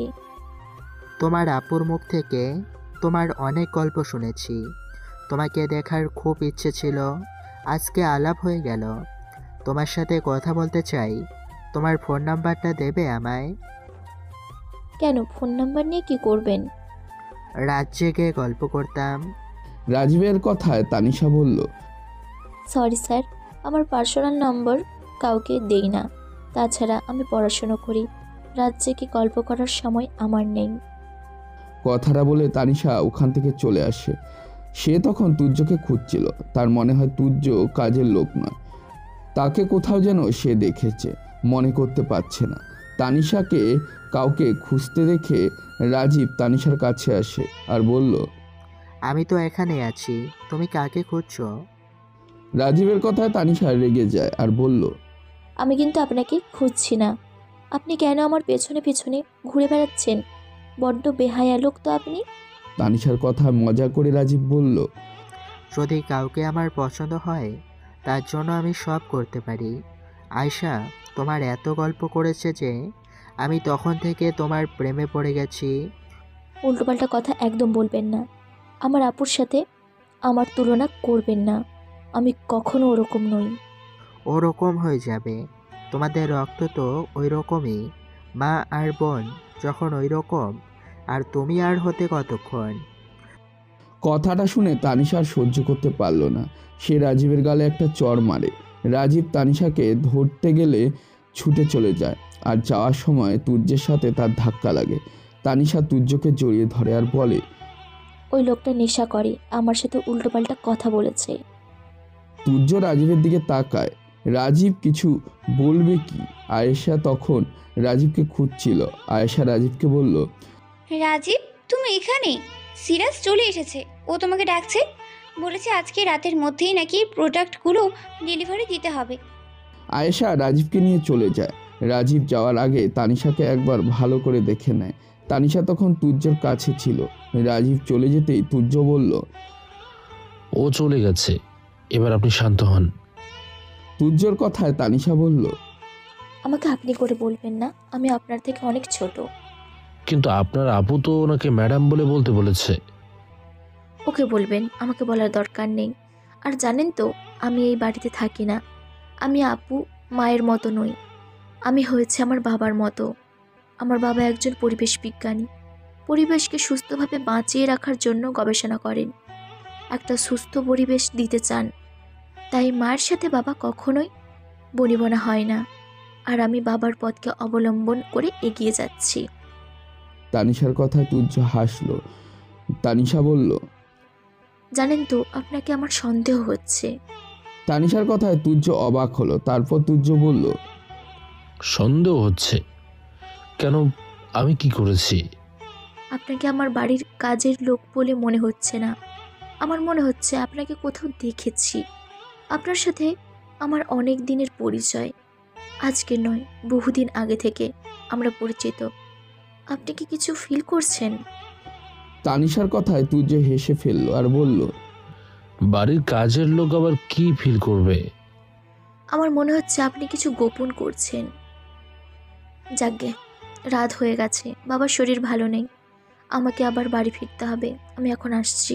তানিশা চলে যাচ্ছে শুনে তুর্য বলল, এই তো সবে পার্টি শুরু হলো, এরই মধ্যে চলে যাবে? পার্টি মানে তো নোংরামি, যেটা আমার একদমই পছন্দ নয়। আর এখানে খারাপ সব লোকেরা এসেছে, ওরা কেউ ভালো মানুষ নয়। আমি তো জানি আমার মা আর আপু কত ভয়ঙ্কর মহিলা। শুধু আপুর জন্মদিন বলে বাবা জোর করে পাঠিয়েছে, তা না হলে আমার আসার ইচ্ছেটাই ছিল না। তোমার বাবার কি হয়েছে? ডাক্তার রিপোর্ট করতে বলেছিল, করিয়েছি। সামনের সপ্তাহে রিপোর্ট দেবে, তারপর জানতে পারবো। কথাটা বলে তানিশা একবার তুর্যকে ভালো করে দেখে চলে যায়। তুর্য ভেতরে এসে দেখতে পায় পার্টিতে অনেক লোক এসেছে, তারা সবাই নেশা করছে। সেখানে নাফিসা বেগম আর আয়েশার একজন বন্ধু আছে। সেখানে দুজন ক্রিমিনালকে ওর চোখে পড়ে। সারা রাত পার্টি চলে। ভোরের দিকে সবাই বাড়িতে চলে যায়। হঠাৎ তুর্যর ফোন বেজে ওঠে। দেখে অফিস থেকে ফোন করেছে। তুর্য ফোন রিসিভ করে আর বলল, হ্যাঁ স্যার বলুন। শুনলাম ম্যাডামের বাড়িতে কালকে নাকি পার্টির আয়োজন করা হয়েছে ম্যাডামের মেয়ের জন্মদিন উপলক্ষে। ওখানে তো শহরের অনেক ক্রিমিনাল এসে হাজির হয়েছিল, তুমি কি বুঝতে পারলে? হ্যাঁ স্যার, সব কিছু বুঝতে পেরেছি, আর সব ভিডিও করা আছে। আমি সময় মতো পাঠিয়ে দেব। ঠিক আছে, আর আয়েশাকে বলে মেয়েটার দিকে একটু খেয়াল রেখো। ঠিক আছে স্যার। শুধু খেয়াল নয়, বিশেষভাবে খেয়াল রাখবে। ওর সাথে আমার পুরনো কিছু হিসাব আছে। কিসের হিসাব? ওই মেয়েটা আমার ভাইয়ের জীবনটা শেষ করে দিয়েছে, অনেক ক্ষতি করেছে ও আমার ভাইয়ের। ওই মেয়ের জন্য আমার ভাই আত্মহত্যা করতে চলেছে। কি বলছেন স্যার? তোমাকে সব কিছু বলার আগে তুমি মিশন সাকসেস করো। ওই মা মেয়ে আর ওর পুরো টিমকে আমার চাই। ওরা যে কত নিরহ মানুষের ক্ষতি করেছে তার হিসেব নেই। এখন রাখছি, পরে আবার ফোন দেব। কথাটা বলে রাকিব রহমান ফোনটা কেটে দেয়। তুর্য মনে মনে বলল, ওই মহিলা আইপিএস অফিসার শুধু আমার নয়, মানুষের জীবন শেষ করে দিয়েছে। মেয়ে তো মনে হয় এই বয়সে মাকেও ছাপিয়ে চলে গেছে। রাকিব রহমান একমাত্র ভাই শান্ত রহমান। শান্ত তখন ইঞ্জিনিয়ারিং পড়ছিল। তার থেকে 2 বছরের জুনিয়র ছিল আয়েশা। রাকিব রহমানের খালাতো বোনের বান্ধবী ছিল আয়েশা। শান্ত খালার বাড়িতে গিয়েছিল আর ওখানে আয়েশার সাথে আলাপ হয়। প্রথম দেখেই ওকে ভালো লেগে যায়। শান্ত আয়েশাকে প্রস্তাব দিয়েছিল। আয়েশা রাজি হয়ে যায়। রাকিব ও শান্ত 2 ভাই, তাদের কোনো বোন ছিল না, তাই খালাতো বোন মিমকে খুব ভালোবাসতো ওরা 2 ভাই। শান্তদের আর্থিক অবস্থা খুব ভালো ছিল, সেটা জানতো আয়েশা। মাত্র 6 মাসে তাদের রিলেশন টিকে ছিল। এই 6 মাসে আয়েশা বিভিন্ন কথা বলে শান্তর থেকে কয়েক লক্ষ টাকা হাতিয়েছে। শান্ত কখনো কিছু বলেনি। আয়েশার মা যে কাজ করে সে কথা শান্তকে কখনোই বলেনি। আয়েশার স্বপ্ন ছিল সে মডেলিং করে সাকসেস হবে। শান্ত তাকে কখনো বাধা দেয়নি, কিন্তু শান্তর সাথে সম্পর্কের মাঝে সে এক অন্য পুরুষের সাথে সম্পর্কে জড়িয়ে পড়ে। শান্তের বন্ধু তৌফিকের মাধ্যমে জানতে পারে সেটা। শান্ত নিজেও বুঝতে পারে আয়েশা তাকে ইগনোর করছে। সে আয়েশার সাথে দেখা করতে চেষ্টা করে, কিন্তু আয়েশা দেখা করে না। কন্ট্যাক্ট করলে ফোন কেটে দেয়। শান্ত ডিপ্রেশনে চলে যায়। সে মন থেকে আয়েশাকে ভালোবেসেছিল। আয়েশার ছলনা সে বুঝতে পারেনি। তারপর বাড়িতে এসে সিলিং ফ্যানে নিজের মায়ের শাড়ি দিয়ে আত্মহত্যা করে। এই ঘটনায় শান্তর মা খুব ভেঙে পড়ে। রাকিবের তখন ট্রেনিং চলছিল। সে দিল্লিতে ছিল। ভাই আত্মহত্যা করেছে শুনে সে বাড়িতে আসে, কিন্তু কিছু জানতে পারে না। শান্তের সকল বন্ধুদের সাথে কথা বলল, কিছু বুঝতে পারে না। তারপর ঘরের আলমারি থেকে শান্তর ডায়েরি খুঁজে পায় আর ওখান থেকেই সেসব জানতে পারে। খালাতো বোন মিমকে জিজ্ঞেস করলে মিম সব সত্যি ঘটনা বলে দেয়। এই ঘটনার পর থেকে আয়েশার সাথে মিমের বন্ধুত্ব শেষ হয়ে যায়। রাকিবের খুব রাগ থেকে যায় এই পরিবারের উপর। তার কাছে ক্রিমিনালের মধ্যে আয়েশার ছবি পাঠায়। সে একটু অবাক হয়ে যায়, কারণ নাফিসা বেগম একজন আইপিএস অফিসার। তার মেয়ে কি করে এরকম দুর্নীতি করতে পারে? পরে জানতে পারে শুধু আয়েশা নয়, লেডি আইপিএস নাফিসা বেগম দুর্নীতির সাথে যুক্ত। তিনি কি করে কাজ করছেন তা তথ্য প্রমাণ তাদের কাছে চলে আসে। সেই সুযোগই খুঁজছিল। তারপর রাষ্ট্রত্ব দপ্তরের কাছে ওদের নামে হাজারো অভিযোগ জমা পড়ে। সে কলেজে ড্রাগের সাপ্লাই করে। মেয়েদেরকে মডেলিংয়ের নাম করে বিভিন্ন ক্লায়েন্টের কাছে রাত কাটানোর বাধ্য করে। আর যদি তার কথা না শোনা হয় তাহলে সে ভয় দেখায়। আর সবাই জানে উনি একজন আইপিএস অফিসার, ওনার অনেক ক্ষমতা, তাই ভয়ে কিছু বলে না। সব মেয়েরাই তার কথা শুনতে বাধ্য হয়। আজকে আদ্র তার বান্ধবী নিশির সাথে ঘুরছিল। হঠাৎ রাজীবের চোখে পড়ে। সে তখন কিছু বলে না। আদ্র তাদের পাড়ার একটা মেয়েকে ভালোবাসে, তার নাম নিশি। সে কলেজে পড়ে। খুব ছোট থেকেই ওরা একে অপরকে ভালোবাসে। বাড়ির কেউই জানে না বিষয়টা। ওরা ঠিক করেছে আদ্র কিছু কাজ পেয়ে গেলে তারপর ওরা বাড়ির লোকজনকে জানাবে। আদ্র আজকে বেতন পেয়েছে এবং সে তার প্রেমিক নিশিকে নিয়ে ঘুরতে এসেছে। নিশি আদ্রকে বলছে, দেখো আদ্র, বাড়ি থেকে বিয়ের কথা বলছে। তুমি তো ভালো চাকরি পেয়ে গেছো, এবার তুমি আমার সাথে দেখা করো। যে কাজটা করি একটা ভালো চাকরি নয়, কিছুদিন পর আমি কাজটা ছেড়ে দিব। অন্য একটা জায়গায় কথাবার্তা চলছে। মা বলছিল আগে ভাইয়া বিয়ে দিবে, তারপর আমি করব। তাছাড়া তুমি তো এখন কলেজে পড়ছো, এতে সব 18 পূর্ণ হলো। এরই মধ্যে কেন তোমার বিয়ে দিতে হবে? আমি তো বাড়ির লোককে বোঝাচ্ছি, কেউ শুনছে না। আমার দাদি অসুস্থ, তার নাচ জামাই দেখার খুব ইচ্ছা হয়েছে, সেজন্য সে আমার বিয়ে দিতে চাইছে। আর যেহেতু আমার একটা ছোট বোন আছে, তাই বাবা মা বলছে দুটো মেয়ে মাথায় মাথায় হলে বাবা মা চিন্তা হবে, সেজন্য আমার বিয়ে দিতে চাইছে। ঠিক আছে, আমি মাকে পাঠাবো তোমাদের বাড়ি, কথা বলে আসবে যাতে তোমার বিয়ে এখন না দেয়। বাড়ির লোককে জানিয়ে দেবে? যদি দরকার পড়ে জানিয়ে দিতে হবে, কিছু তো করার নেই। আমি তো আমার ভালোবাসাকে হারাতে পারবো না। তোমাকে ছাড়া আমি কিছুই ভাবতে পারি না। 2 বছর অপেক্ষা করো, আস্তে আস্তে সব ঠিক হয়ে যাবে। আদ্রর কথা শুনে নিশি বলল, আমি তো সারা জীবন তোমার জন্য অপেক্ষা করতে চাই, আমিও তোমাকে ছাড়া ভাবতেই পারি না। কথাটা বলে নিশি আদ্রর বুকে মাথা দেয়। আদ্র নিশিকে জড়িয়ে ধরে। তারপরের দিন আদ্র অফিসে এলে রাজীব তাকে ডেকে পাঠায় আর কিছু ছবি আদ্রকে দেখায়। ছবিগুলো দেখে আদ্র বুঝতে পারে কালকের পার্কে বসে নিশি যখন তার বুকে মাথা রেখে কথা বলছিল তার কিছু ছবি। রাজীব আদ্রকে বলল, তোমার প্রেমিকা কিন্তু খুব সুন্দর, খুব মিষ্টি একটা মেয়ে, আমার খুব ভালো লেগেছে। তুমি সম্পর্ক করছো, অসুবিধে নেই। এক রাতের জন্য হলেও তোমার প্রেমিকাকে আমাকে দিতে হবে। কথাটা বলে রেগে যায় আদ্র। রাজীবের জামার কলার ধরে বলে, কি বললি? এত বড় কথা বলার সাহস তোর কি করে হলো? আরে ও আমার কলিজা, আর তুই কি বলছিস জানোয়ার কোথাকার? তোর চাকরি আমি করব না, আর তোর মতো পাপী আমি মুখ দেখব না। আদ্রের এই ব্যবহারে রাজীব রেগে যায়। রাজীব আদ্রকে ধাক্কা দিয়ে বলল, আরে তুই 2 বছরে আমাদের কোম্পানি থেকে কোথাও যেতে পারবি না। তুই তো জানিস যখন তুই অফিসে জয়েন করেছিলিস তোকে একটি এগ্রিমেন্টে সাইন করতে হয়েছিল। এবার তোকে আমি ফাঁসাবো, তুই যাবি কোথায়? তোকে আমি জেল খাটাবো, আর তোর প্রেমিকার সাথে আমি কি করি দেখে নিবি। তোর এত বড় সাহস, তুই আমার চোখে চোখ রেখে কথা বলিস? আজ পর্যন্ত কোনো কর্মচারী আমার দিকে তাকিয়ে কথা বলে না। রাজীব কিছু লোককে ফোন করে ডেকে পাঠায় আর আদ্রকে খুব মারধর করে। তাকে অফিসের বাইরে ফেলে আসে। আদ্র শরীরের অবস্থা খুব খারাপ। তার খুব কান্না পায় যে সে কেমন প্রেমিক যে তার প্রেমিকাকে রক্ষা করতে পারছে না। আদ্র জানে রাজীব খুব বাজে লোক। তার নজর যখন পড়েছে সে নিশিকে ছাড়বে না। নিশি গ্রামের একটা সহজ সরল মেয়ে, না সে পারবে না নিশির কোনো ক্ষতি করতে। সে বাড়িতে ফিরে যাক। তাকে এই অবস্থায় দেখে তার মা মনোয়ারা বেগম ছুটে আসে আর কাঁদতে কাঁদতে বলল, বাবা তোর কি হয়েছে? কে তোকে এভাবে আঘাত করেছে? কথাটা বলে মনোয়ারা বেগম ছেলের কপালে হাত দেয়। আদ্র তার মাকে জড়িয়ে ধরে কাঁদতে থাকে। তার মা বাবা বলছে কিন্তু সে কোনো উত্তর দিচ্ছে না। সে কেঁদেই চলেছে। তার মধ্যে ভয় কাজ করছে। মনোয়ারা বেগম খুব চিন্তায় পড়ে গেল।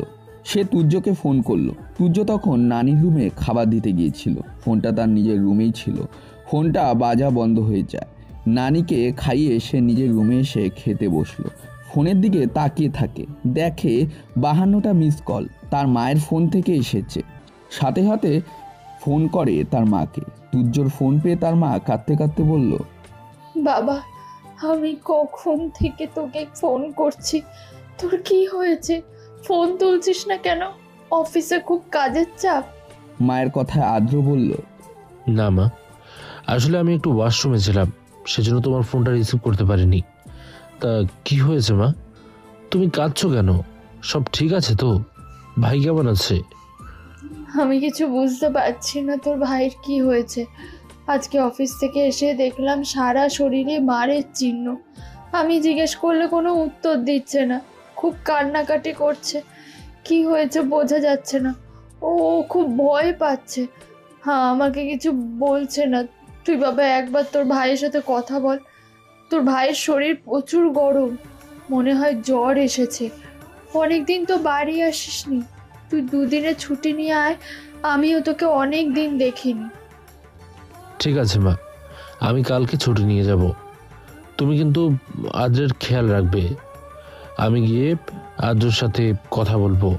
তারপর তুর্য নাফিসা বেগমের কাছে গিয়ে জিজ্ঞেস করলো, বড় মালকিন, আমার দুদিন ছুটি দরকার।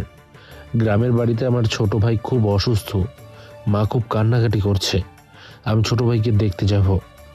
তুর্যের কথা শুনে নাফিসা বেগম রেগে যায় আর বলল, এই এক হয়েছে জ্বালা তোদের মতো লোকদের নিয়ে। আমার বাবার আমল থেকে সামান্য ছুটি দরকার, আজ ভাইয়ের শরীর খারাপ, কাল মায়ের শরীর খারাপ, পরশু অমুকের শরীর খারাপ, দেখ বাড়িতে কাজ আছে, ছুটি দেওয়া যাবে না। মালকিন, এইভাবে কথা বলবেন না। ভাইয়ের সত্যি শরীর খারাপ, মা খুব কান্নাকাটি করছে, আমি দুদিনের জন্য ছুটি চাই। আমি যাব, তারপরের দিন চলে আসব। ঠিক আছে, তবে টাকার কথা বলবি না, এখনো মাস শেষ হয়নি। অ্যাডভান্স দাও, এই কথা আমি শুনবো না। তবে দুদিন মানে 2 দিন, মনে থাকে যেন কথাটা, আর সেটা যেন 3 দিন না হয়। আমার একটা মিটিং আছে, আমাকে দিল্লি যেতে হবে। আজকে রাতে ফ্লাইটে যাব, পরশু ফিরে আসবো। ওখান থেকে ফিরেই আমি তোকে দেখতে পাই। আমার মায়ের শরীর ভালো না, তাই যাওয়ার আগে চারুকে বলে যাবি ও যেন মায়ের দিকে খেয়াল রাখে। ঠিক আছে বড় মালকিন। 2 দিনের ছুটি নিয়ে তুর্য গ্রামের বাড়িতে আসে। দেখে আদ্র শুয়ে আছে। তুর্যর ভাইয়ের কাছে যায় আর আদ্রর কপালে হাত দিলে আদ্র ঘুম ভেঙে যায়। সে দেখে তার সামনে তার ভাই বসে আছে। সে ভাইয়া বলে চিৎকার করে। ভাইকে জড়িয়ে ধরে তুর্য, ভাইকে সান্ত্বনা দেয় আর বলে, কান্নাকাটি করতে হবে না, আমি এসে গেছি। মা আমাকে ফোন করেছিল, তুই নাকি কোনো কারণে ভয় পাচ্ছিস। এবার বল কি হয়েছে? অফিসে কোনো ঝামেলা? এই তো চাকরি পেলি, এরই মধ্যে কিসের ঝামেলা সৃষ্টি করলি? তুর্যের কথা আদ্র বলল, আমি যে চাকরিটা পেয়েছি, চাকরিটা ভালো নয়, কোম্পানির বস ভালো না, ওদের কাজকর্ম প্রথমে বুঝতে পারিনি, কিন্তু এখন ভালো করে বুঝতে পারছি। ওরা আমাকে দিয়ে ড্রাগ সাপ্লাই করেছে। আমি বুঝতে পেরে ঝাপটা ঝেড়ে দিয়েছিলাম, কিন্তু কোম্পানির ম্যানেজার রাজীব চৌধুরী আমাকে বলেছে 2 বছরের আগে আমার চাকরি ছাড়া যাবে না। এই সত্ত্বে নাকি ওরা আমাকে বন্ডে সই করিয়েছিল। যদি ছেড়ে দিই তাহলে ওরা আইন শুধু ব্যবস্থা নেবে, এমনকি আবার জেলও হতে পারে। আদ্রর কথা শুনে তুর্য বলল, তার মানে তুই নাফিসা বেগমের কোম্পানিতে কাজ করিস? ওখানে আয়েশাও আছে? হ্যাঁ ভাইয়া, আর আয়েশা ম্যাম আসে। তাছাড়া আমাদের এমডি একজন আইপিএস অফিসার, তারও অনেক ক্ষমতা। এক বান্ধবীর মাধ্যমে আমি ওখানে ইন্টারভিউ দিয়েছিলাম, ওরা আমাকে সিলেক্ট করে। 7 দিনের মধ্যে আমি সব বুঝতে পারি, কিন্তু আমার কিছু করার নেই। কোম্পানির শর্ত অনুযায়ী 2 বছর চাকরি করতেই হবে। তারপর আদ্র তুর্যকে রাজীব কি বলেছিল নিশির ব্যাপারে সেসব ঘটনা খুলে বলল। সব শুনে তুর্য বলল, ঠিক আছে, তোকে চিন্তা করতে হবে না, তুই তো আমাকে সব কিছু বললি। তুই যেমন কাজ করছিস করবি। নিশির দায়িত্ব আমার, ও আমার ছোট বোন, ওর কোনো ক্ষতি আমি করতে দেব না। আর তুই যে আমাকে কথাটা বলেছিস, তুই ওদেরকে বলবি না, ওরা যা বলবে শুনবি। তোর সাথে সব সময় আমার লোক থাকবে, ওর উপর নজর রাখবে। ভাইয়া, তোমার লোক বলতে তুমি কি কাজ করো? ওটা এখন সিক্রেট, এই মুহূর্তে বলা যাবে না। তবে পরে জানতে পারবি আমি একটা মিশনে নেমেছি। যতক্ষণ না সাকসেস হচ্ছি ততক্ষণ আমি কারোর সাথে কোনো কথা শেয়ার করব না। তুই কাউকে কিচ্ছু বলবি না, তুই সুস্থ হয়ে যা। আমি আজকের দিনটা থাকবো, কালকেই চলে যাব। আর যদি কোনো সমস্যায় থাকিস আমাকে ফোনটা করবি। কথা মতন তুর্য পরের দিন আবার নাফিস বেগমের বাড়িতে ফিরে আসে। রাতে নাফিসা বেগম বাড়িতে এলে তুর্যকে দেখে খুব খুশি হয় আর বলল, না, ছেলে বলতে হবে তোমার কথার দাম আছে। তুমি যেভাবে কথা দিয়ে গেলে ঠিক সেইভাবেই ফিরে এলে। আমি খুব খুশি হয়েছি তোমার এই কাজে। রাতের বেলা তুর্য নানির রুমে খাবার দিতে গেলে নানি তাকে বলল, জানি না তুর্য, তোমাকে দেখলে মনে হয় আমার একজনের কথা খুব মনে পড়ে। রাশিদ আমাদের বাড়িতে কাজ করতো, সেও তোমার মতন গ্রাম থেকে এসেছিল। তোমার নানু তাকে নিয়ে এসেছিল। সে খুব বিশ্বস্ত ছিল। ঠিক এইভাবে সে আমার যত্ন নিত, আমাদের প্রত্যেকটা পরিবারের ওপর খেয়াল রাখতো।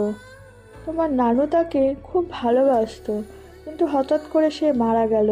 তবে মারা যাওয়ার পিছনে অনেক কারণ আছে। আমার মেয়েটাই তার জন্য দায়ী ছিল। তবে তার পরিবারে খুব ভালো লোক, কখনো অভিযোগ করেনি, না কাউকে কিছু বলেছে। তার নিথর দেহটা পড়েছিল আমাদের বাড়িতে। গ্রাম থেকে তার ছেলে এসেছিল, তাকে নিয়ে গিয়েছিল। কিন্তু আমার মেয়ে আইপিএস অফিসার হওয়ার সে কোনোভাবেই জিনিসটাকে বাড়াবাড়ি করতে দিল না। আর ওরাও ছিল গ্রামের সহজ সরল মানুষ, তাই ওরাও বেশি বাড়াবাড়ি করলো না, ফিরে গেল। নানির কথা শুনে তুর্য বলল, উনি কিভাবে মারা গিয়েছিল? মারা যায়নি, আমার মেয়েই মেরে দিয়েছে। আমার ছেলে হালিম রাশিদের খালাতো বোন মিনুকে ভালোবাসতো আর তাকে বিয়ে করেছিল। আমার স্বামী সেই মুহূর্তে মেনে নিতে পারেনি। সে 10 বছর বাড়ির বাইরে ছিল, কিন্তু হঠাৎ করে তার ছেলে হাসানের শরীর খারাপ হওয়ায় ছেলেকে সুস্থ করার জন্য টাকার দরকার ছিল, তাই সাহায্যের জন্য হালিম বাবার কাছে এসেছিল। হালিমের কথায় নাসিফা খুব চিৎকার চেঁচামেচি জুড়ে দেয়। বাড়ির চাকর রাশিদ ওকে বলে যে যা হওয়ার হয়েছে। হালিমের ছেলে হাসাদ এই বাড়ির বংশধর, যা হবার হয়েছে সব কিছু ভুলে ছেলেটাকে ভালো করতে হবে। তাছাড়া হিমু খুব ভালো মেয়ে। কথাটা বলতেই দেরি রাশিদের, কিন্তু নাফিসার রাগ পেতে দেরি হয় না। সে রেগে গিয়ে বলল, তোমার জন্যই এসব হয়েছে, তুমি এর জন্য দায়ী। তুমি জেনে বুঝে এই কাজ করেছো, তোমাকে আমি ছাড়বো না। এই কথা বলে নাফিসা রাশেদকে ধাক্কা মারে, ফেলে দেয়। রাশিদ মাথার দেয়ালে গিয়ে লাগে। আচমকা পড়ে যাওয়াতে রাশিদের মাথায় আঘাত পায়, রক্তক্ষরণ শুরু হয়। নাফিসা সবাইকে বারণ করে ওকে যেন কেউ সাহায্য না করে। নাফিসা মিনুকে খুব মারধর করে। হালিম মিনুকে নিয়ে বাড়ি থেকে চলে যায়। রাশিদ সেই দিন রাতেই রাশিদ মারা যায়। তারপর দিন জামাই সাইম রাগ করে তানিশাকে নিয়ে বাড়ি থেকে চলে যায়। এই ঘটনা আমার স্বামী খুব আঘাত পায়। তার কিছুদিন পর ওনারও ইন্তেকাল হয়। লিপি বেগমের মুখ থেকে এই কথা শুনে তুর্য রাগ আরও বেড়ে যায়। সে রাগ কন্ট্রোল করে লিপি বেগমের উদ্দেশ্যে বলল, আপনার মেয়ে এত অপরাধ করছে, তার বিরুদ্ধে কেউ কিছু করতে পারছে না কেন? তুর্যর কথায় লিপি বেগম বলল, ওই যে বললাম, আমার মেয়ে আইপিএস অফিসার। এই এলাকার সবাই ওকে ভয় পায়, পুলিশ প্রশাসন সবাই ওর ভয়ে ভীতু। সে তার সবাইকে চুপ করিয়ে রেখে দেয়। তারপর কিছুক্ষণ থেমে লিপি বেগম একটা দীর্ঘ নিঃশ্বাস ফেলল এবং চোখ দিয়ে বেরিয়ে এলো কয়েক ফোঁটা নোনা জল। তারপর বলল, জানো তুর্য, তোমার নানু কিন্তু খুব ভালো মানুষ ছিল। আর আমাকে তো তুমি দেখতে পাচ্ছ, জীবনে কখনো কারো ক্ষতি করিনি আমি। কিন্তু আমাদের সন্তান কেন যে এমন হলো আমি জানি না। আমার জামাই খুব ভালো মানুষ, তোমার নানু পছন্দ করে নিজে মেয়ের সাথে বিয়ে দিয়েছিলে, কিন্তু তাকে নিয়ে চলতে পারলো না।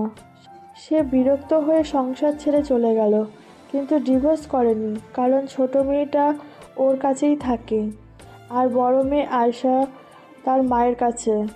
এরকম কথাবার্তা বলে ওর আলাদা থাকে। আয়শা ওর মায়ের মতো হয়েছে। আদ্র অফিসে এলে রাজীব চৌধুরী বলল, আদ্র, তোমার প্রাণ পাখির নেশির খবর কি? ও ভালো আছে, সামনে ওর পরীক্ষা, খুব ব্যস্ত আছে। খুব ভালো, পরীক্ষা হয়ে যাক। আমি যেটা বলেছি সেই কাজটা যেন খুব তাড়াতাড়ি হয়। তখনই আয়েশা রুমে ঢুকে। রাজীব বলল, কি রে, কি বলছিস ওকে? ওর একটা প্রাণ পাখি আছে, খুব সুন্দর, তাই আমি ওকে বলছিলাম ওকে একদিন আমার চাই। তাই তাহলে দেরি করছিস কেন? সামনে আমাদের কানাডা থেকে ক্লায়েন্ট আসবে, তাহলে ওর প্রাণ পাখিকে কাজে লাগিয়ে দে। প্রাণ পাখি পরীক্ষায় ব্যস্ত আছে। পরীক্ষা তো দিনের বেলা, রাতে তো কিছু নয়, কাজ তো রাতেই হবে। তারপর আয়েশা আদ্রর পিঠে হাত দিয়ে বলল, আদ্র, তোমার প্রাণ পাখিকে কাজে লাগিয়ে দাও, অনেক টাকা কমিশন পাবে।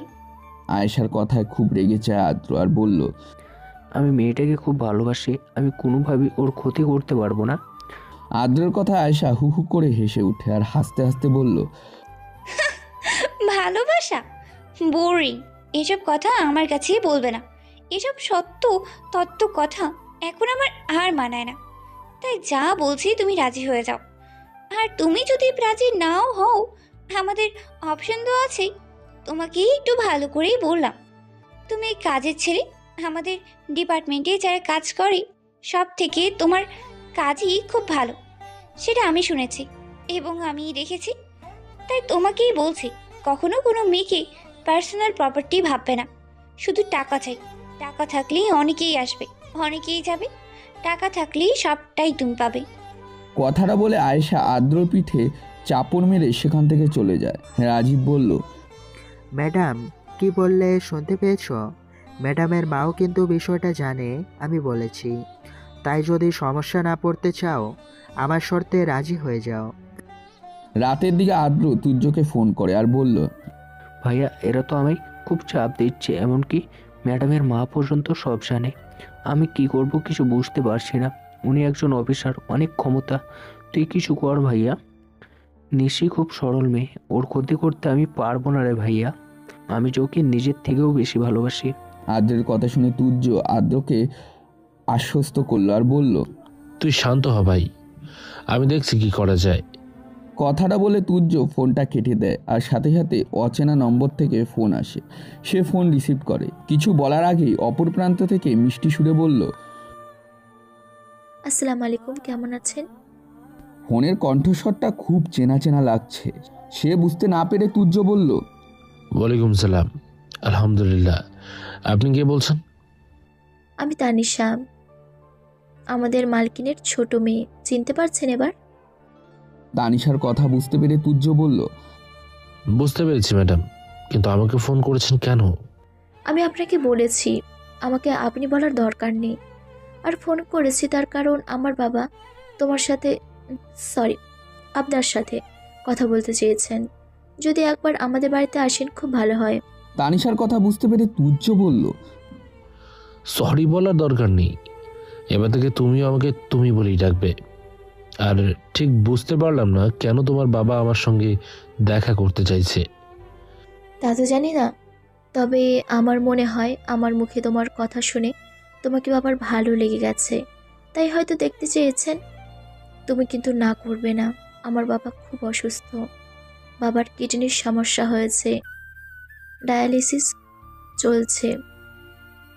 তাই বলছিলাম অসুস্থ ব্যক্তিকে নিরাশ করতে নেই। একবার আসো না আমাদের এই কুঁড়ে ঘরে, আশা করছি ভালো লাগবে। তানিশার এই আবেদনে তুর্য সাড়া না দিয়ে পারল না। সে বলল, ঠিক আছে বুঝতে পেরেছি, কিন্তু বড় মালকিন আমাকে ছুটি দিতে চায় না। ছোট ভাই অসুস্থ ছিল বলে দুদিনের ছুটি নিয়ে গ্রামে গিয়েছিলাম। এখন মনে হয় না ছুটি দেবে, তবে আমি চেষ্টা করব ছুটি ম্যানেজ করে কিভাবে যাওয়া যায়। তুর্যর কথা শুনে তানিশা বলল, আমার মায়ের ওখানে তোমায় কাজ করতে হবে না, তুমি চলে এসো আমাদের এখানে। বাবা তোমার কাজের ব্যবস্থা করে দেবে। বাবার এক বন্ধুর কোম্পানি আছে, ওখানে লোক নেবে। তুমি যদি রাজি থাকো তাহলে বাবা কথা বলবে। তানিশার কথায় তুর্য বলল, আমি শুনেছি মালকিনের সাথে সাহেবের সম্পর্ক ভালো নয়। এরপর যদি আমি মালকিনকে ছেড়ে সাহেবের কাছে যাই তাহলে মালকিন আমার নামে মামলা করবে। বুঝতে পারছো, আমরা গরিব মানুষ, আর এই মামলার চক্করে আমি যেতে চাই না। তাই অনুরোধ করছি আমি যেখানে আছি সেখানে থাকতে দাও, এতে আমি খুশি। তুর্যের কথা শুনে তানিশার মনটা খারাপ করে বলল, কিন্তু আমি তো তোমায় ছাড়বো না। ছোটবেলায় আমার একজনকে খুব ভালো লেগেছিল, আর তার সাথে তোমার খুব মিল, তাই তোমাকে আমার দরকার আছে। আমার সেই বন্ধুকে অনেক কথা বলা হয়নি, তোমার মধ্যে আমার সেই বন্ধুকে খুঁজে পেয়েছি। তো তোমাকে আমি অনেক কিছু বলতে চাই। তুমি কাজ করো নাই, কিন্তু আমার সাথে বন্ধুত্ব নষ্ট করো না। তানিশার কথা শুনে তুর্য মুচকি হাসলো, তারপর বলল, নানিকে ওষুধ খাওয়াতে হবে, এখন আমি রাখছি, পরে কথা বলবো। তুর্য কিছু না বলে ফোনটা কেটে দেয়। তুর্যের বাবা যখন এই বাড়িতে কাজ করত, তুর্য 2-1 বার এই বাড়িতে এসেছে আর তানিশার সাথে খেলাধুলাও করত। যেদিন তুর্যর বাবার মৃতদেহকে আনতে এসেছিল সেদিন তানিশার খুব কষ্ট হয়েছিল, কিন্তু তুর্যকে সহ্য করতে পারত না আয়েশা এবং নাফিসা বেগম। রাতের বেলায় তুর্য ফোন করে রাকিব রহমানকে আর বলল, স্যার কিছুদিনের মধ্যে এই শহরে বোম ব্লাস্ট হবে, পুরো টিমকে তৈরি থাকতে হবে। তুর্যের কথা শুনে রাকিব রহমান বলল, তদন্তের কাজ সব শেষ হয়ে গেছে। কানাডা থেকে কিছু গেস্ট আসছে, ওদেরকে খুশি করার জন্য নাফিসা বেগম কিছু মেয়েকে জোগাড় করেছে। আমার ভাই ওদের কোম্পানিতে কাজ করে। আমার ভাইয়ের প্রেমিকাকে রাজীব চৌধুরীর ভালো লেগেছে, ও বিজনেসের কাজে ওকে লাগাতে চাইছে। বলছে ওইসব ক্লায়েন্টকে খুশি করতে পারলে লক্ষ লক্ষ টাকা পাওয়া যাবে। আমার ভাই আমায় ফোন করে সব বলেছে। আমি বললাম যে তোকে চিন্তা করতে হবে না। তোমার ভাইয়ের প্রেমিকা তো গ্রামের মেয়ে, অত বোকা মেয়ে নিয়ে কিছু হবে না, মাঝখান থেকে মেয়েটির বদনাম হবে। তুমি অন্য ব্যবস্থা নাও। কি ব্যবস্থা নেব স্যার? ঝুমুর বলে একটা মেয়েকে বলা ছিল তারও নাফিসা বেগম ক্ষতি করেছে, কিন্তু মেয়েটা রাজি হলো না, কারণ ও নাফিসা বেগমকে প্রচুর ভয় পায়। নাফিসা ম্যাডাম নাকি ওর বাবাকে জেল খাটিয়েছে, পুরো পরিবার শেষ হয়ে গেছে। জেলে থাকাকালীনই ওর বাবা মারা গেছে, ওর মা অসুস্থ, তাই ও রিস্ক নিতে চাইছে না। অন্য কোনো ব্যবস্থা নেওয়া যায় না? ব্যবস্থা একটা আছে। ম্যাডামের একটা ভাই আছে, গরিব মেয়েকে বিয়ে করার জন্য তাকে বাড়ি থেকে তাড়িয়ে দিয়েছিল। পরে নাফিসা বেগম তার বাবাকে দিয়ে সম্পত্তি নিজের নামে করে, যাতে তার ভাইকে ভাগ দিতে না হয়। ওর ভাই আবার আমার বাবার খালাতো বোনকে বিয়ে করেছে। আমাদের রিলেটিভ, আমি ওনাদের সাথে দেখা করব আর ওনাদের সাহায্য নেব। বাবা যদি সম্পত্তি মেয়ের নামে করে দেয় সেখানে কিছু করার নেই। একমাত্র বাবা মারা যাওয়ার পরই ওয়ারিশ সার্টিফিকেট যদি দুই ভাই বোনের নামে থাকে সেখানে কিছু হতে পারে, তবে মা জীবিত আছে, যদি কিছু করে মা করতে পারে। তোমার মুখে শুনলাম ওর মাও তো মেয়েকে পছন্দ করে না, উনি তো মেয়ের কাজকর্মে খুব বিরক্ত। ওর মার হেল্প নাও, তাহলে হয়তো কাজটা হয়ে যাবে।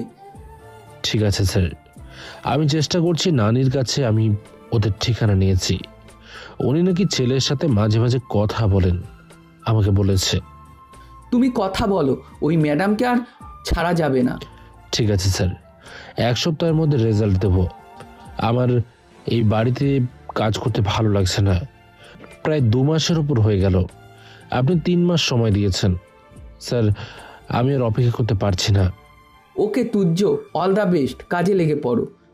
তারপর তুর্য লিপি বেগমের রুমে গেলে লিপি বেগমকে রাতের বেলার খাবার দেবে বলে তুর্য বলল, নানি, আপনি সেদিন আমাকে বলেছিলেন আপনার একটা ছেলে আছে, হালিম তার নাম। তুর্যর কথা শুনে মনটা খারাপ হয়ে গেল লিপি বেগমের। আজ 4 দিন হলো তার ছেলে তাকে ফোন করেনি। তার ছেলে প্রতিদিন রাতেই ফোন করে, কিন্তু আজ 4 দিন তার ফোন আসেনি। তার চোখের জল এসে গেল। সে বলল, হালিম রোজ রাতে আমায় ফোন করে, কিন্তু আজ 4 দিন হলো সে আমায় ফোন করছে না। আমি ফোন করে সুইচ অফ দেখছি। আমার খুব ভয় করছে ছেলের আবার কিছু হলো না তো। কয়দিন আগে বলেছিল ওর নাকি শরীরটা খারাপ। নানির কথা শুনে তুর্য বলল, নানি, আপনি যদি আমাকে ঠিকানা দেন তাহলে আমি বাড়ি থেকে দেখা করে আসতে পারি। আমি জানি, তবে বাড়িতে কাউকে কিছু বলিনি। ওই ড্রয়ারের ভেতরে ডায়েরি আছে, নিয়ে আয়। ওতে লেখা আছে তুই কালকে চুপি চুপি ওর সাথে দেখা করে আসবি, এসে আমাকে বলবি, কেমন? তারপরের দিন তুর্য লিপি বেগমের দেওয়া ঠিকানায় চলে যায়। বাড়িটা একটা কলোনির মধ্যে, খুব সাধারণ বাড়ি। জিজ্ঞাসা করতেই একজন তাকে বলে দেয় কলিং বেল বাজাতে। দরজা খুলে দেয় একটা 19-20 বছরের যুবক। তুর্যকে সালাম দেয় এবং তুর্য বলল, এটা কি হালিম খানের বাড়ি? তুর্যের কথা শুনে ছেলেটি জবাব দিল, হ্যাঁ, হালিম খান আমার বাবা। বাবা বাড়িতে আছে? হ্যাঁ, বাবা বাড়িতে আছে। তোমার বাবার সাথে দরকার আছে, আমি কি ভেতরে গিয়ে ওনার সাথে দেখা করতে পারি? আসলে বাবা অসুস্থ, ডাক্তারের নিষেধ আছে বাবার বেশি কথা বলার। হালিমের কথা শুনে তুর্য বলল, আসলে আমাকে তোমার দাদি লিপি বেগম পাঠিয়েছে। তোমার বাবা 4 দিন ধরে ফোন করছেন না, তোমার দাদি চিন্তা করছে, খুব কান্নাকাটি করছিল, সেজন্য আমি খোঁজ নিতে এসেছি। আমি বেশি কিছু জিজ্ঞেস করব না, উনি কেমন আছেন দেখা করেই চলে যাব। ঠিক আছে, আপনি ভেতরে আসুন। তারপর তুর্য হাসানের সাথে ভেতরে যায়। গিয়ে দেখে এক ভদ্রলোক বসে আছে। দুটো মাত্র রুম, খুব সাধারণ জীবনযাপন। হাসান তুর্যকে বসতে দেয়, তারপর পানি দেয়। তুর্য দেখে রুমেতে একটা লোক শুয়ে আছে। তুর্য হাসানকে বলল, উনি কি তোমার বাবা? হ্যাঁ, উনি আমার বাবা। উনি কি ঘুমাচ্ছেন? আসলে বাবার শরীরটা ভালো নেই। কদিন আগে বাবার হার্ট অ্যাটাক হয়েছিল আর হসপিটালে ভর্তি ছিল। সেজন্যই হয়তো দাদিকে ফোন করেনি। দাঁড়ান, আমি বাবাকে ডাকতেছি, আপনি কথা বলবেন। বাবার হার্টের কন্ডিশন ভালো নয়। ডাক্তার খুব তাড়াতাড়ি অপারেশন করাতে বলেছে, আর তার জন্য টাকা লাগবে। তারপর হাসান তার বাবাকে ডাকে। কিছুক্ষণের মধ্যে হালিম চৌধুরী চোখ খুলে দেখে। হাসান বলল, বাবা, তুমি দাদিকে ফোন করনি? দাদি চিন্তা করছে। দাদি লোক পাঠিয়েছে, ইনি তোমাদেরকে দেখতে এসেছে, তোমার সাথে কথা বলতে চাইছে। ছেলেটির কথায় হালিম তুর্যর দিকে তাকালো। তুর্য বলল, আসসালামু আলাইকুম, কেমন আছেন আঙ্কেল? ওয়ালাইকুম আসসালাম। এই তো অবস্থা দেখতে পাচ্ছেন। মা বুঝি খুব চিন্তা করছে, তোমাকে পাঠিয়েছে। তুমি কি তাহলে তুর্য? হ্যাঁ আঙ্কেল, আমি তুর্য। কিন্তু আপনি কি করে বুঝলেন? আমি মাকে ফোন করলে মা যদি 10টা কথা বলে তার মধ্যে 9টাই তোমার থাকে। আমার সম্বন্ধে এত বর্ণনা দেয় যে আমার সব কিছু মুখ্য বন্ধ হয়ে গেছে, তাই তোমাকে বুঝতে অসুবিধা হয়নি। হালিমের কথায় তুর্য হাসলো আর বলল, নানি আমার নিয়ে একটু বেশি কথা বলে, একটু বেশি প্রশংসা করে। বাইরে কিছুই বলিনি, যেটা সত্যি বলেছে সেটাই বলেছি আমি। এর আগে একজন আমাদের বাড়িতে কাজ করত, রাশেদ ভাইয়া। আমার বাবার খুব প্রিয় মানুষ ছিলেন রাশেদ ভাইয়া। ওই ভাইয়ের সাথে তোমার অনেক মিল আছে। তুর্য বুঝতে পারলো তার বাবার কথা বলছে, তাই সে প্রসঙ্গ পাল্টে বলল, আঙ্কেল আপনার সাথে কিছু কথা ছিল। আপনার ছেলের মুখে শুনলাম আপনার কি হার্টের সমস্যা। তাহলে তো অনেক টাকার দরকার, টাকার ব্যবস্থা করতে পেরেছেন? না না, টাকার ব্যবস্থা করতে পারিনি। কি করে করব বলো? আমি সামান্য দোকানে কাজ করি, আর ছেলেটাকে এখানে কলেজে পড়ছে, ওর মা সেলাই মেশিনের কাজ করে। এই ভাড়া দিয়েই বাড়িতে থাকি আমরা। সংসারের খরচ আজকে দিনে খুবই, তো বুঝতেই পারছেন। তার উপর হার্টের অপারেশন, আমাদের টাকা নেই, কি করে হব বলেন? তারপর একটু থেমে হালিম বলল, আমার যে হার্টের অপারেশন করতে বলেছে, তুমি কিন্তু মাকে সেটা বলো না, মা চিন্তা করবে। মায়ের বয়স হয়েছে, মা এমনিতেই অসুস্থ। সেটা ঠিক আছে, আমি না হয় নানিকে বলবো না, কিন্তু আঙ্কেল আপনার এখন বয়স কম, হার্টের অপারেশন করা কিন্তু জরুরি। আপনি তো ওই বাড়ি থেকে অর্ধেক সম্পত্তি পাবেন, তাহলে আপনি আপনার দাবি ছাড়বেন কেন? ওখান থেকে তো টাকা জোগাড় হয়ে যাবে। তুর্যের কথায় হালিম হাসলো। হালিম তারপর বলল, বুঝতে পারছি তুমি কি মিন করছো, তবে আমি চেষ্টা একবার করেছিলাম, কিন্তু আমার আপু আমার নাম মামলা করেছিল। আমাকে তার জন্য কিছুদিন জেলেও খাটতে হয়েছে। ও অনেক পাওয়ারফুল লেডি, আমি ওর সাথে পারবো না, তাই আর কোনো রকম প্রতিযোগিতা না করেই আমি সরে গেছি। আমি যেমন আছি তেমনই ভালো, আমার সম্পত্তির দরকার নেই। হালিমের কথা শুনে তুর্য বলল, আঙ্কেল আপনি ভেঙে পড়বেন না। বাবার সম্পত্তি, আপনি বাবার ছেলে, আপনি সবটাই পাবেন। হয়তো বাবার অমতে বিয়ে করেছিলেন বলে বাবা কষ্ট পেয়েছিল, কিন্তু আমি নানির মুখে শুনেছি শেষের দিকে আপনার বাবা খুব আফসোস করতো, বলতো আমি যেটা করেছি সেটা ঠিক কাজ করিনি। সবচেয়ে বড় কথা, আপনার মা আপনাকে ভালোবাসে, ও তো আপনার সাথেই আছে। আপনি কিন্তু লড়াই থেকে পিছিয়ে আসবেন না। আপনার যা কিছু প্রাপ্য আপনি সবটাই পাবেন।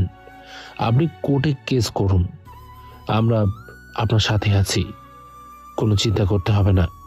উকিলের ব্যবস্থা আমি করে দেব। তুর্যের কথাগুলো এতক্ষণ মন দিয়ে শুনলো হালিমের ছেলে হাসান। সে বলল, ভাইয়া, আমি অনেকবার বাবাকে বলেছি, কিন্তু বাবা ভয় পাচ্ছে। বাবা বলেছে আমি আর দ্বিতীয়বার জেলে যেতে চাই না। মাও মানা করছে, কিন্তু ভাইয়া আমি তো ছাড়বো না। আপনি যদি আমার পাশে থাকেন তাহলে কিন্তু আমি অ্যাকশন নিতে বাধ্য হব। ঠিক আছে, আমার হাতে লোক আছে। এর আগে আমি যাদের বাড়িতে কাজ করতাম উনি একজন আইনজীবী। আমি তার সাথে কথা বলবো। আমি নানিকে বোঝাবো তোমার অধিকার তুমি ছাড়বে না, সব রকমের সহযোগিতা তুমি পাবে। আর তোমার বাবাকে ভালো হতে হবে। ওই বাড়ির প্রপার্টির অর্ধেক সম্পত্তি তোমরা পাবে। তাছাড়া তোমার ফুপি আইপিএস অফিসার হয়ে ইলিগাল কাজ করছে। ওনার দুর্নীতি পাহাড় সমান। যদি কোনোভাবে ধরা পড়েন উনি কিন্তু ছাড়া পাবেন না। তোমার দাদি তো খুব বিরক্ত মেয়ের ওপর। মুখে কিছু না বললেও আমি সেটা বুঝতেই পারি। তারপর তুর্য উকিলের সঙ্গে যোগাযোগ করিয়ে দেয় হালিমের। হালিম কোর্টে কেস করে। কিছুদিনের মধ্যে নাফিসা বেগমের কোর্টের কাগজ চলে আসে। নাফিসা তার মাকে বলল, মা শুনেছ, তোমার গুণধর ছেলে আমার বিরুদ্ধে কেস করেছে। আমি নাকি ওর সম্পত্তি জোর করে দখল করে নিয়েছি। তুমিই বলো মা, বাবা তো তার সম্পত্তি আমাকে লিখে দিয়ে গেছে। নাফিসা বেগমের কথায় খুব বিরক্ত হলো লিপি বেগম আর বলল, আমি খুব খুশি হয়েছি হালিম। এর আগেও ব্যবস্থা নিয়েছিল, কিন্তু তুই মিথ্যা বদনাম দিয়ে তাকে জেল খাটিয়েছিস। সত্যিটা তো আমি জানি, তোর বাবা কখনো তোর নামে সম্পত্তি লিখে দেয়নি। বাবার সই নকল করে কিভাবে নিজের নামে সম্পত্তি করেছিস। আমি বেঁচে আছি, আমি জজকে সত্যিটা বলবো যে তুই সই নকল করেছিস, কিন্তু তুই জানিস না তোর বাবার তার সব সম্পত্তি 2 ভাগে ভাগ করেছে। তার বেশিরভাগটাই হালিমকে দিয়েছে আর অল্প মাত্র তোকে দিয়েছে। তুই কি কি অন্যায় কাজ করেছিস সবটাই আমি জানি। তবে এবার আর আমি তোর পাশে থাকবো না। আমার ছেলে আমার থেকে 20 বছর দূরে আছে। আমার বুকের ভেতরটা জ্বলে পুড়ে যাচ্ছে। তুই তুই হলি স্বার্থপর, লোভী, উচ্চ আকাঙ্ক্ষার এক নারী। তুই কখনো ভালো মা হতে পারিসনি, না কখনো সন্তানদের হতে পেরেছিস, না ভালো বোন হতে পেরেছিস, না কখনো ভালো স্ত্রী হতে পেরেছিস। তুই সব জায়গায় দাপট দেখাস, কিন্তু আমার কাছে দেখাতে আসবি না। আমি নিজে কোর্টের কাছে গিয়ে বলবো তোর করা অন্যায় কাজগুলো। আমি চাই আইন তোকে কঠিন থেকে কঠিনতম শাস্তি দিক। মার কথা শুনে নাফিসা বেগম মাকে বলল, কত হাতি গেল তাল, মশা বলে কত জল। কত গেল কত এলো, কেউ কিচ্ছু করতে পারলো না। আর উনি আমাকে গরম দেখাচ্ছেন। এখনো কারো ক্ষমতা হয়নি আমার কিছু করবে। পারবে না। হালিম যে পরিকল্পনা করেছে সব কিছু ভেস্তে যাবে। আমি যেমন ছিলাম তেমনই থাকবো। আমার অবর্তমানে আয়েশাকে তৈরি করেছি। ওই পরবর্তীকালে আমার বিজনেস প্রপার্টি সব কিছু দেখাশোনা করবে। তখন লিপি বেগম নাফিসা বেগমের উদ্দেশ্যে বলল, তুই অনেক অন্যায় করেছিস নাসিফা। তোর মতো আমার ছেলের অধিকার আছে সম্পত্তির। তুই কেন তাকে বঞ্চিত করবি? ও অসুস্থ, ওর টাকার দরকার আছে, ওর হার্টের অপারেশন হবে। তাই তুই ওর সম্পত্তি ফিরিয়ে দে। তুই যদি বেশি বাড়াবাড়ি করিস আমি কিন্তু কোর্টে গিয়ে সব সত্যি বলে দেব। তোর বাবা কখনোই তোর নামে জমি লিখে দেননি। তুই সব নকল দলিল বের করেছিস লোককে ভয় দেখিয়ে। নিজের পোশাক কিভাবে ব্যবহার করে লোকের কাছ থেকে টাকা নিয়েছিস আমি সবটাই জানি। তাই তোকে সাবধান করছি, তুই কিন্তু আর ভুল করবি না। যদি কিছু করিস আমার থেকে খারাপ কেউ হবে না। আমার ছেলের অধিকার ফিরিয়ে দে। আর এটা ওর বাবার বাড়ি, এখানে ওর অধিকার আছে। ও এমন কিছু খারাপ কাজ করেনি, ভালোবেসে বিয়ে করেছে। ওর সন্তান আছে, হাসান, আমার বংশের উত্তরাধিকারী। আমি ওদের খবর পাঠিয়েছি, ওরা এবার থেকে এই বাড়িতেই থাকবে। মায়ের কথায় রেগে যায় নাফিসা বেগম আর বলল, তোমার তো সাহস কম না? তুমি তোমার ছেলেকে বাড়িতে আনার কথা ভাবছো? তুমি যদি তোমার ছেলেকে এই বাড়িতে নিয়ে আসো আমি যে কি করব তুমি নিজেও জানো না। তুমি আমার মা বলে এতদিন কিচ্ছু বলিনি, এবার কিন্তু তুমি আমার ভয়ঙ্কর রূপ দেখবে। তুর্য আজকে রাকিবের সাথে গোপন মিটিং করছে, কিভাবে ওই মহিলাকে শায়েস্তা করা যায়। সে কোথায় কি কি করছে, তার কোম্পানি কি কাজ করে এখন জেনে গেছে তার ভাই। এই ব্যাপারে তাকেই সাহায্য করছে। তুর্য খুব সতর্ক থাকবে। ওই মহিলা কিন্তু ভয়ঙ্কর, আর আয়েশার মায়ের মতন ভয়ঙ্কর। আমাদের পুরো টিম সহযোগিতা করবে। স্যার আপনি নিশ্চিন্তে থাকুন, আমি সব ব্যবস্থা করে ফেলেছি। কালকে ওদের পার্টি আসছে, তাই কালকের মধ্যে ব্যবস্থা করতে হবে। কালকের মধ্যে ব্যবস্থা করলে লাভ হবে না, 2 দিন পর ব্যবস্থা করবে। শুনেছি 2 দিন ওরা থাকবে, নাফিসাদের একটা ফ্ল্যাট আছে ওখানেই, ওদেরকে আনন্দ দেওয়ার জন্য কিছু মেস সাপ্লাই দেওয়ার কথা আছে। এদিকে অফিস থেকে বেরোনোর পর হঠাৎ তানিশার সাথে দেখা হয়ে যায়। তুর্য একটু লুকিয়ে থাকার চেষ্টা করে, কিন্তু তানিশার চোখকে ফাঁকি দিতে পারে না। সে ছুটে আসে, তুর্যকে দেখে বলল, তুমি এখানে কি করছো? তারপর ওপরে বোর্ডের দিকে লক্ষ্য করে, দেখে গোয়েন্দা দপ্তর। তানিশা তুর্যকে বলল, তুমি কি দপ্তরে চাকরি করো?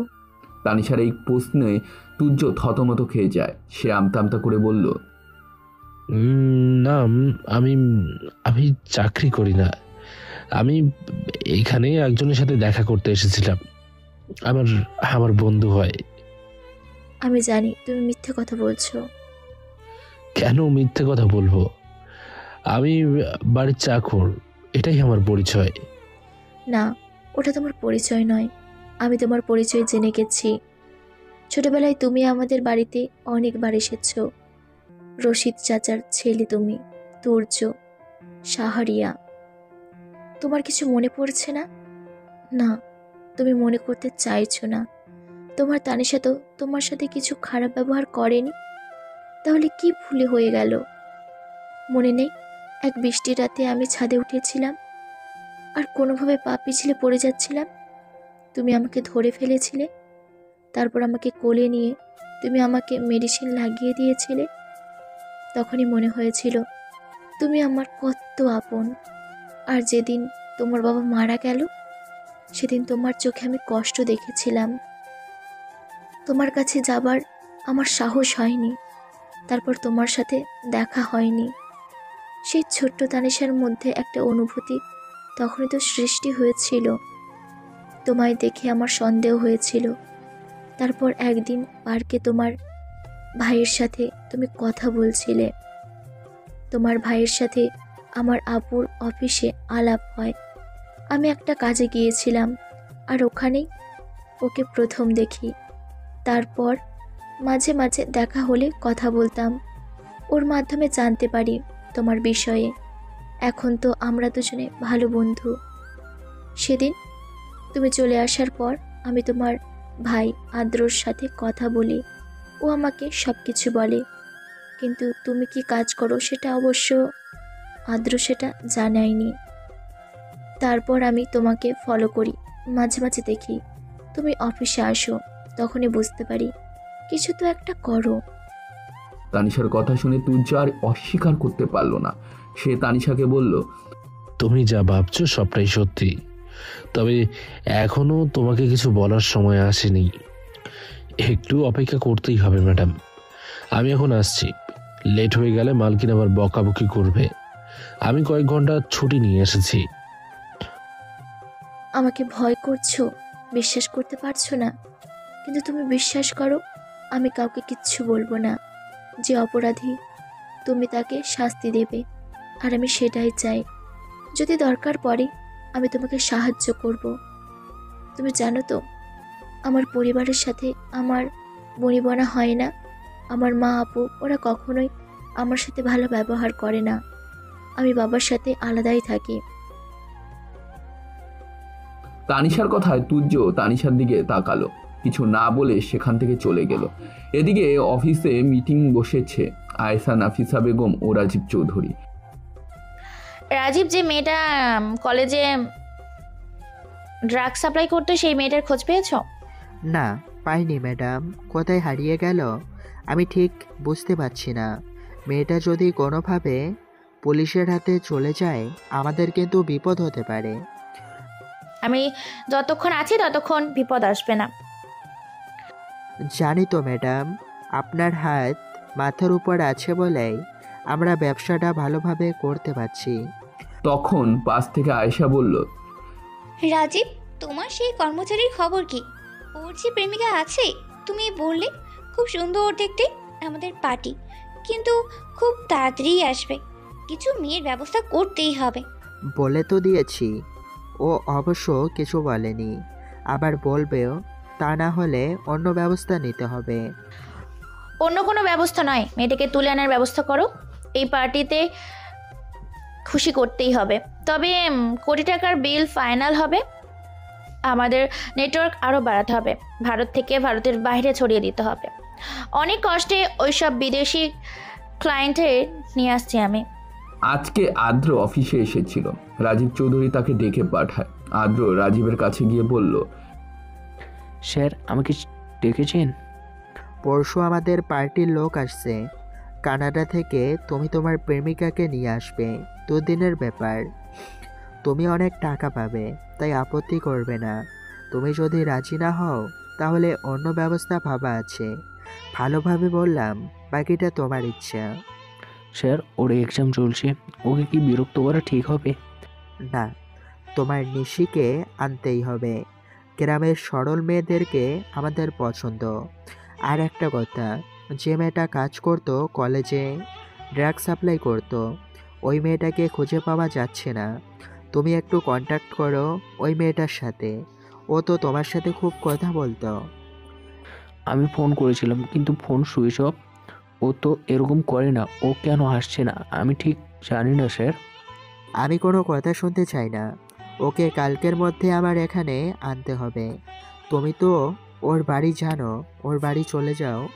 মেয়েটার নাম বন্যা, কলেজে পড়তো, বাবা নেই, বিধবা মা, খুব গরিব। তাই ওর একটা পার্ট টাইম কাজের দরকার ছিল।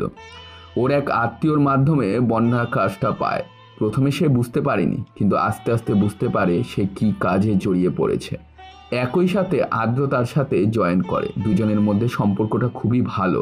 ওদের দুজনের কাজ ছিল কলেজের ড্রাগস সাপ্লাই করা ছেলে মেয়েদের আসক্ত করে দেওয়া, মেয়েগুলোকে বিদেশের ক্লায়েন্টের কাছে পাঠানো। কিন্তু আদ্র খুব খারাপ লাগতো। ও জানে বন্যার মা অসুস্থ, হয়তো মাকে সুস্থ করার জন্য এই কাজটি করছে। আদ্র তুর্যর সাথে আলোচনা করে বন্যার বিষয়। তুর্য বন্যাকে বোঝায়। আস্তে আস্তে বন্যাকে সে তার নিজের বাড়িতে রেখে আসে, যাতে এখান থেকে সে দূরে থাকতে পারে। আর বন্যার মাকে তুর্য টাকা পাঠায়। আজকে আদ্র বন্যাকে ফোন করে আর বলল, বন্যা, রাজীব স্যার তোর খোঁজ নিতে বলেছে। তুমি কি বললে ভাইয়া? আমি বললাম আমি ওর খবর জানি না, তোর বাড়ি গিয়ে খোঁজ নিতে বলেছে। ওরা আমার মায়ের কিছু ক্ষতি করবে না তো? ভাইয়া আছে, ওসবের ব্যবস্থা করে দিবে। তুই আমাদের ভাই বলে ডেকেছিস, আর যদি আমাদের নিজের বোন হতিস আমি কি তোকে রক্ষা করতাম না? তাছাড়া ভাইয়া তোকে নিজের ছোট বোনের মতো ভালোবাসে। তুই আমাদের বাড়িতে নিশ্চিন্তে থাকতে পারিস, ওখানে লোক পৌঁছাবে না। ভাইয়া জানাশোনা লোক আসে, ওরা আমাদের কিছু ক্ষতি হতে দেবে না। আদ্রর কথায় কেঁদে ফেললো বন্যা আর বলল, আদ্র ভাইয়া, তোমরা 2 ভাই আমার মাকে দেখবে। আমার মা ছাড়া কেউ নেই। খুব ছোটবেলায় বাবাকে হারিয়েছিলাম, আর কত স্বপ্ন নিয়ে কলেজে ভর্তি হয়েছিলাম। কলেজে পড়তে এসে এরকম কাজে জড়িয়ে পড়ব আমি ভাবতে পারিনি। তুই নিশ্চিন্তে থাক, তোর কিছু হবে না। তাছাড়া তোর মায়ের দায়িত্ব আমাদের। ভাইয়া তোর মায়ের জন্য একটা লোকের ব্যবস্থা করে দিয়েছি। তোর মা ভালো আছে, তুই আমার মায়ের কাছেই থাকবি। আজকে হালিম ও হাসান এসেছে বাড়িতে। ওদের দেখে নাফিসা চিৎকার করে আর বলছে, তুই কি করতেছিস রে বাড়িতে? তুই চলে যাবি বাড়ি থেকে, এখানে তোর কোনো অধিকার নেই।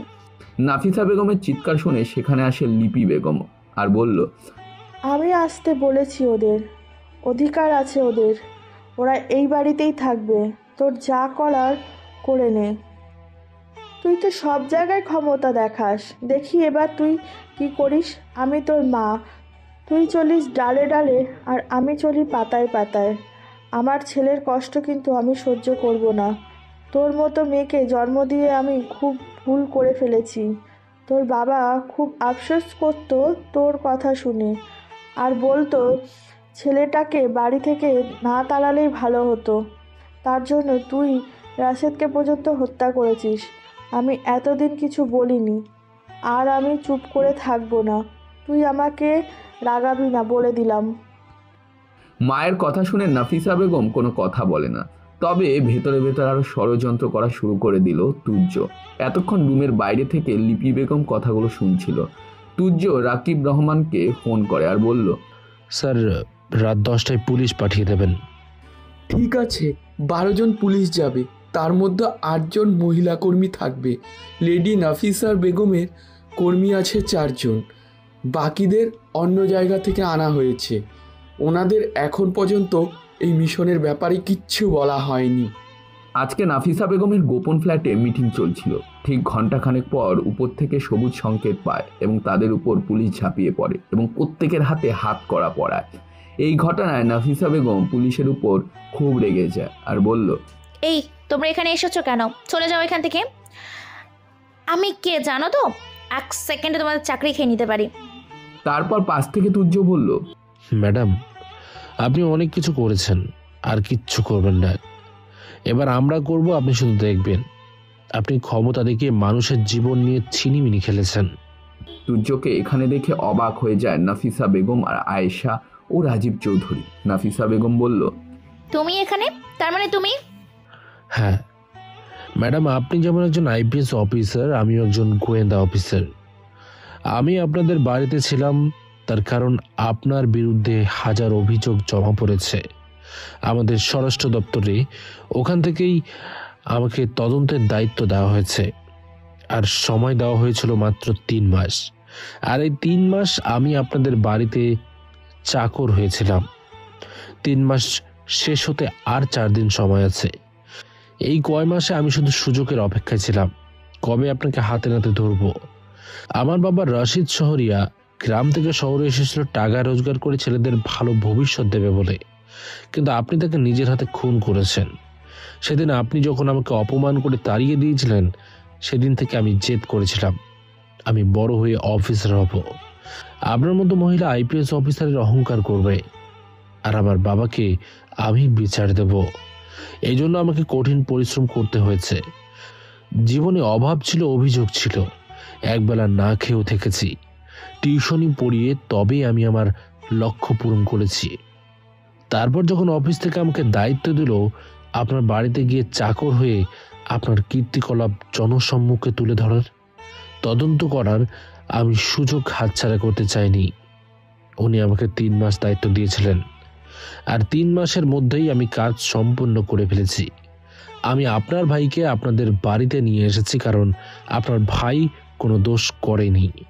ও আমার ফুপিকে ভালোবেসে বিয়ে করেছিল, আর আপনি কি করলেন? সেই ভাইকে তাড়িয়ে দিলেন। ছেলে অসুস্থ বলে বাবার কাছে সাহায্য চাইতে এসেছিল, আপনি তাও দিলেন না।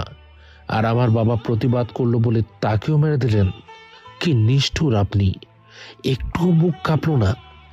আপনার স্বামী আপনার উপর রাগ করে তার ছোট মেয়েকে নিয়ে বাড়ি থেকে চলে গেল। আপনার বাবা কত কষ্ট নিয়ে এই পৃথিবীর মায়া ত্যাগ করলো, আর আপনি বড় মেয়েকে নিজের মনের মতো তৈরি করলেন, আর তাকে আপনার মতো পাপী তৈরি করলেন। তখন পাশে দাঁড়িয়ে ছিল রাকিব রহমান। আয়েশা রাকিবকে চিনতে পারে।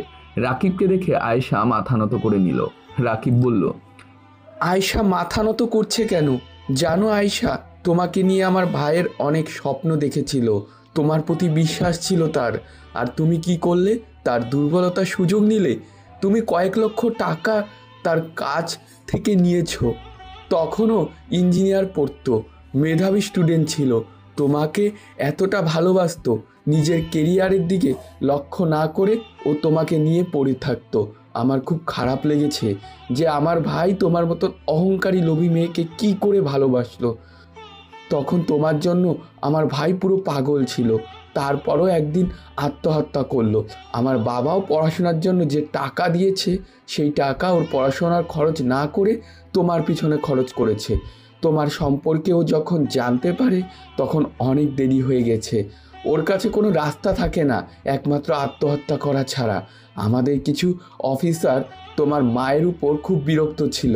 তোমার মায়ের নামে স্বরাষ্ট্র দপ্তরে অভিযোগ জমা পড়ে। কিছুদিন আগে তুর্য একটা মিশনে গিয়েছিল, সেটাই সফল হয়েছে।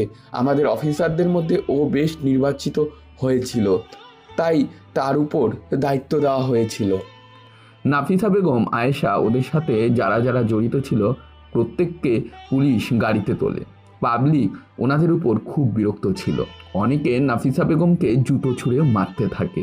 কিছু মহিলা পুলিশ তাদেরকে আটকায়। মা ও আপুর সাজা পেতে তানিশা খুব খুশি। সে তার বাবাকে বলল, বাবা খুব ভালো হয়েছে, এই আনন্দে আমাদের পার্টি দিতে হবে, আর আমি তুর্যকে দাওয়াত করব সেই পার্টিতে আসার জন্য। ঠিক আছে, তুই তাই কর। আমি তো স্বামী হয়ে ব্যর্থ। ওই মহিলাকে আমি আজও চিনতে পারিনি। ওর জন্য আমি পরিবারকে আজকে আমিও খুব খুশি। তবে তার আগে আমি যৌথককে অভিনন্দন জানাতে চাই। আর আমি জানি তুই ওকে ভালোবাসিস। আমার শরীর ভালো নেই, ডাক্তার যা বলেছে সবটাই তো জানিস। তাই আমি চোখ বোঝার আগে তোকে ওর হাতে তুলে দিতে চাই। ও খুব সাহসী ছেলে, আর দেখবি ওর মতো জীবনসঙ্গী পেয়ে তুইও সুখী হবি। বাবার কথায় তানিশা লজ্জা পায় এবং সেখান থেকে চলে যায়। তানিশার বাবা সাইমন ফোন করে তুর্যকে আর বলল, কংগ্রাচুলেশনস, আমি খুব খুশি হয়েছি তোমার এই কাজে। তুমি হয়তো আমাকে চিনতে পারছো না, আমি তানিশার বাবা আর ওই পাপীর অধম স্বামী। আমি কিছু করতে পারিনি, তুমি করেছো। ওই মহিলাকে আইন যেন সঠিক শাস্তি দেয়। আর ওর জন্য আমার বড় মেয়ের জীবনে নষ্ট হয়ে গেল। তবে যাই হোক, তনিশা খুব খুশি হয়েছে, তাই ওই খুশিতে একটা পার্টির আয়োজন করেছে। আমি চাই তুমি এই অনুষ্ঠানে অবশ্যই আসবে। সাইমনের কথায় তুর্য বলল, সরি স্যার, আমি আসতে পারবো না, আমাকে ক্ষমা করবেন। তুমি যদি না আসো আমার মেয়ে কষ্ট পাবে, আর যদিও কিছু করে তার দায়ভার কিন্তু তোমাকে নিতে হবে। আমার মেয়েটা ভালোবাসার কাঙ্গাল, তাই তুমি ওকে ফিরিয়ে দেবে না। আমি বেশি দিন বাঁচব না। তুমি জানো কিনা জানি না, আমার কিডনির প্রবলেম, ডায়ালাইসিস চলছে। আমি চেয়েছিলাম মৃত্যুর আগেও ওই মহিলার শাস্তি, তুমি তাই দিয়েছ। তুমি এসো। তুর্য জানে তানিশার বাবার শরীর ভালো নয়, তার দুটো কিডনি ড্যামেজ হয়ে গেছে।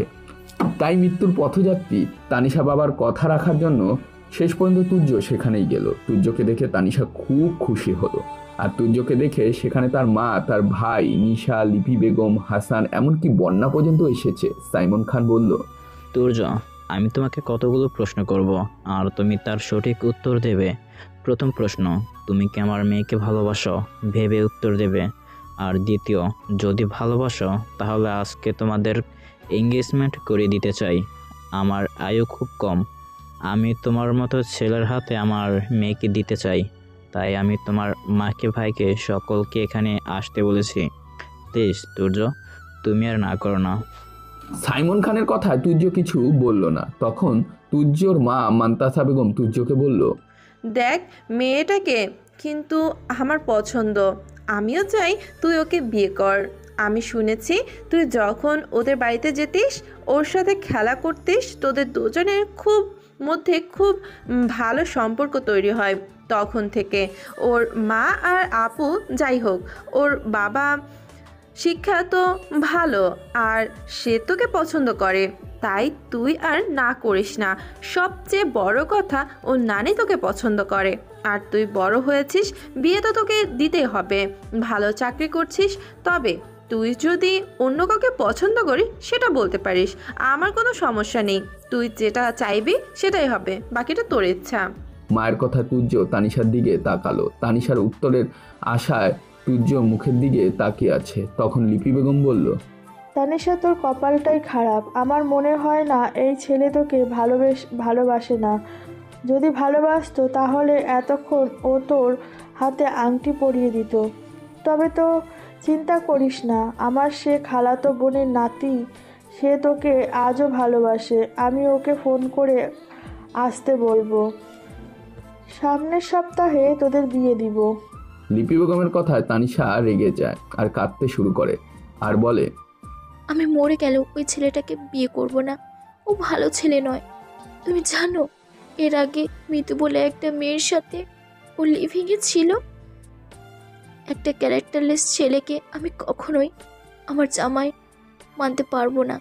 তার চেয়ে আমি সারা জীবন কুমারী থাকবো। আমাকে নিয়ে তোমাদের কাউকে চিন্তা করতে হবে না। আমি যে কোনো একটা কাজ পেয়ে যাব, আর এইভাবেই বাকি জীবনটা কাটিয়ে দেব। তানিশার কথা শুনে পাশে থাকা তুর্য বলল, ও তাই নাকি? এটাই তোমার মনের ইচ্ছে বুঝি? তাহলে আগে বলবে তো, তাহলে লাখ টাকা খরচ করে আমি তোমার জন্য আংটি কিনতাম না। তুর্যের কথা শুনে সবাই হাসতে শুরু করে দেয়। আসলে তুর্য এতক্ষণ তানিশার পরীক্ষা করছিল। সেও তানিশাকে ভালোবাসে। তুর্যও তানিশা একে অপরের হাতে আংটি পরিয়ে দিল। নিশি তানিশার পাশে এসে বসলো। আপু, তুমি খুব ভাগ্যবান, ভাইয়ার মতো স্বামী পাইছো। আমি জানি ভাইয়া খুব ভালো ছেলে, দেখবে তুমি সুখী হবে। নিশির কথায় তানিশা বলল, কেন গো, আমার দেওয়ারটা বুঝি খারাপ? ও তো খুব ভালো ছেলে, দেখবে আমি বলছি তুমি খুব খুশি হবে। তখন উপস্থিত সকলেই হেসে উঠল। বন্যার মন খারাপ, সে একপাশে দাঁড়িয়েছিল। সেটা দেখে তুর্য বলল, তোকে মন খারাপ করতে হবে না, তোর ব্যবস্থা করে ফেলবো খুব তাড়াতাড়ি। তারপর তুর্য সেখানে হাসানকে নিয়ে আসে আর হাসানকে উদ্দেশ্য করে বলল, হাসান, বন্যাকে চিনতে পারছো? তুমি বলেছিলে না তোমার ভালোবাসার মানুষটা হারিয়ে গেছে? না হাসান, তোমার ভালোবাসার মানুষ হারায়নি, আমি ওকে হারাতে দেইনি। আদ্র যখন ওর সাথে আমার পরিচয় করিয়ে দিল তখন ও আমাকে সব বলেছিল। তারপর ওকে আমি আমার বাড়িতে রেখে এসেছিলাম যাতে সেফ থাকে, আর ওর মায়ের দায়িত্ব আমি নিয়েছিলাম। আমি জানি তুমি এখনো সেভাবে কিছু করতে পারোনি, এই সবে গ্র্যাজুয়েশন কমপ্লিট করেছো, তবে সমস্যা নেই, বন্যা অপেক্ষা করবে। তুমি নিজেকে তৈরি করো আর ওকেও সম্মান দাও। তুর্যর কথায় হাসান হেসে দেয় আর বলল, ভাইয়া, কিভাবে যে তোমাকে ধন্যবাদ জানাবো আমি তার ভাষাই খুঁজে পাচ্ছি না। আমাকে ধন্যবাদ দিতে হবে না, আমার বোনকে খুশি করো তাতেই হবে। এদিকে নাফিসা বেগমকে চাকরি থেকে বহিষ্কার করা হয়। তার ভাগের সমস্ত সম্পত্তি বাজেয়াপ্ত করা হয়।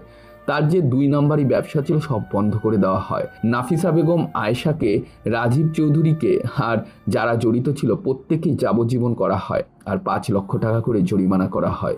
জেলের মধ্যে থাকতে থাকতে আয়েশা খুব বিরক্ত হয় এবং মায়ের গলা টিপে মাকে মারার চেষ্টা করে। এর কিছুদিন পর শামসুর খান মারা যায়। তানিশা ভেঙে পড়ে। তুর্য পুরো পরিবার ওর পাশে দাঁড়ায়।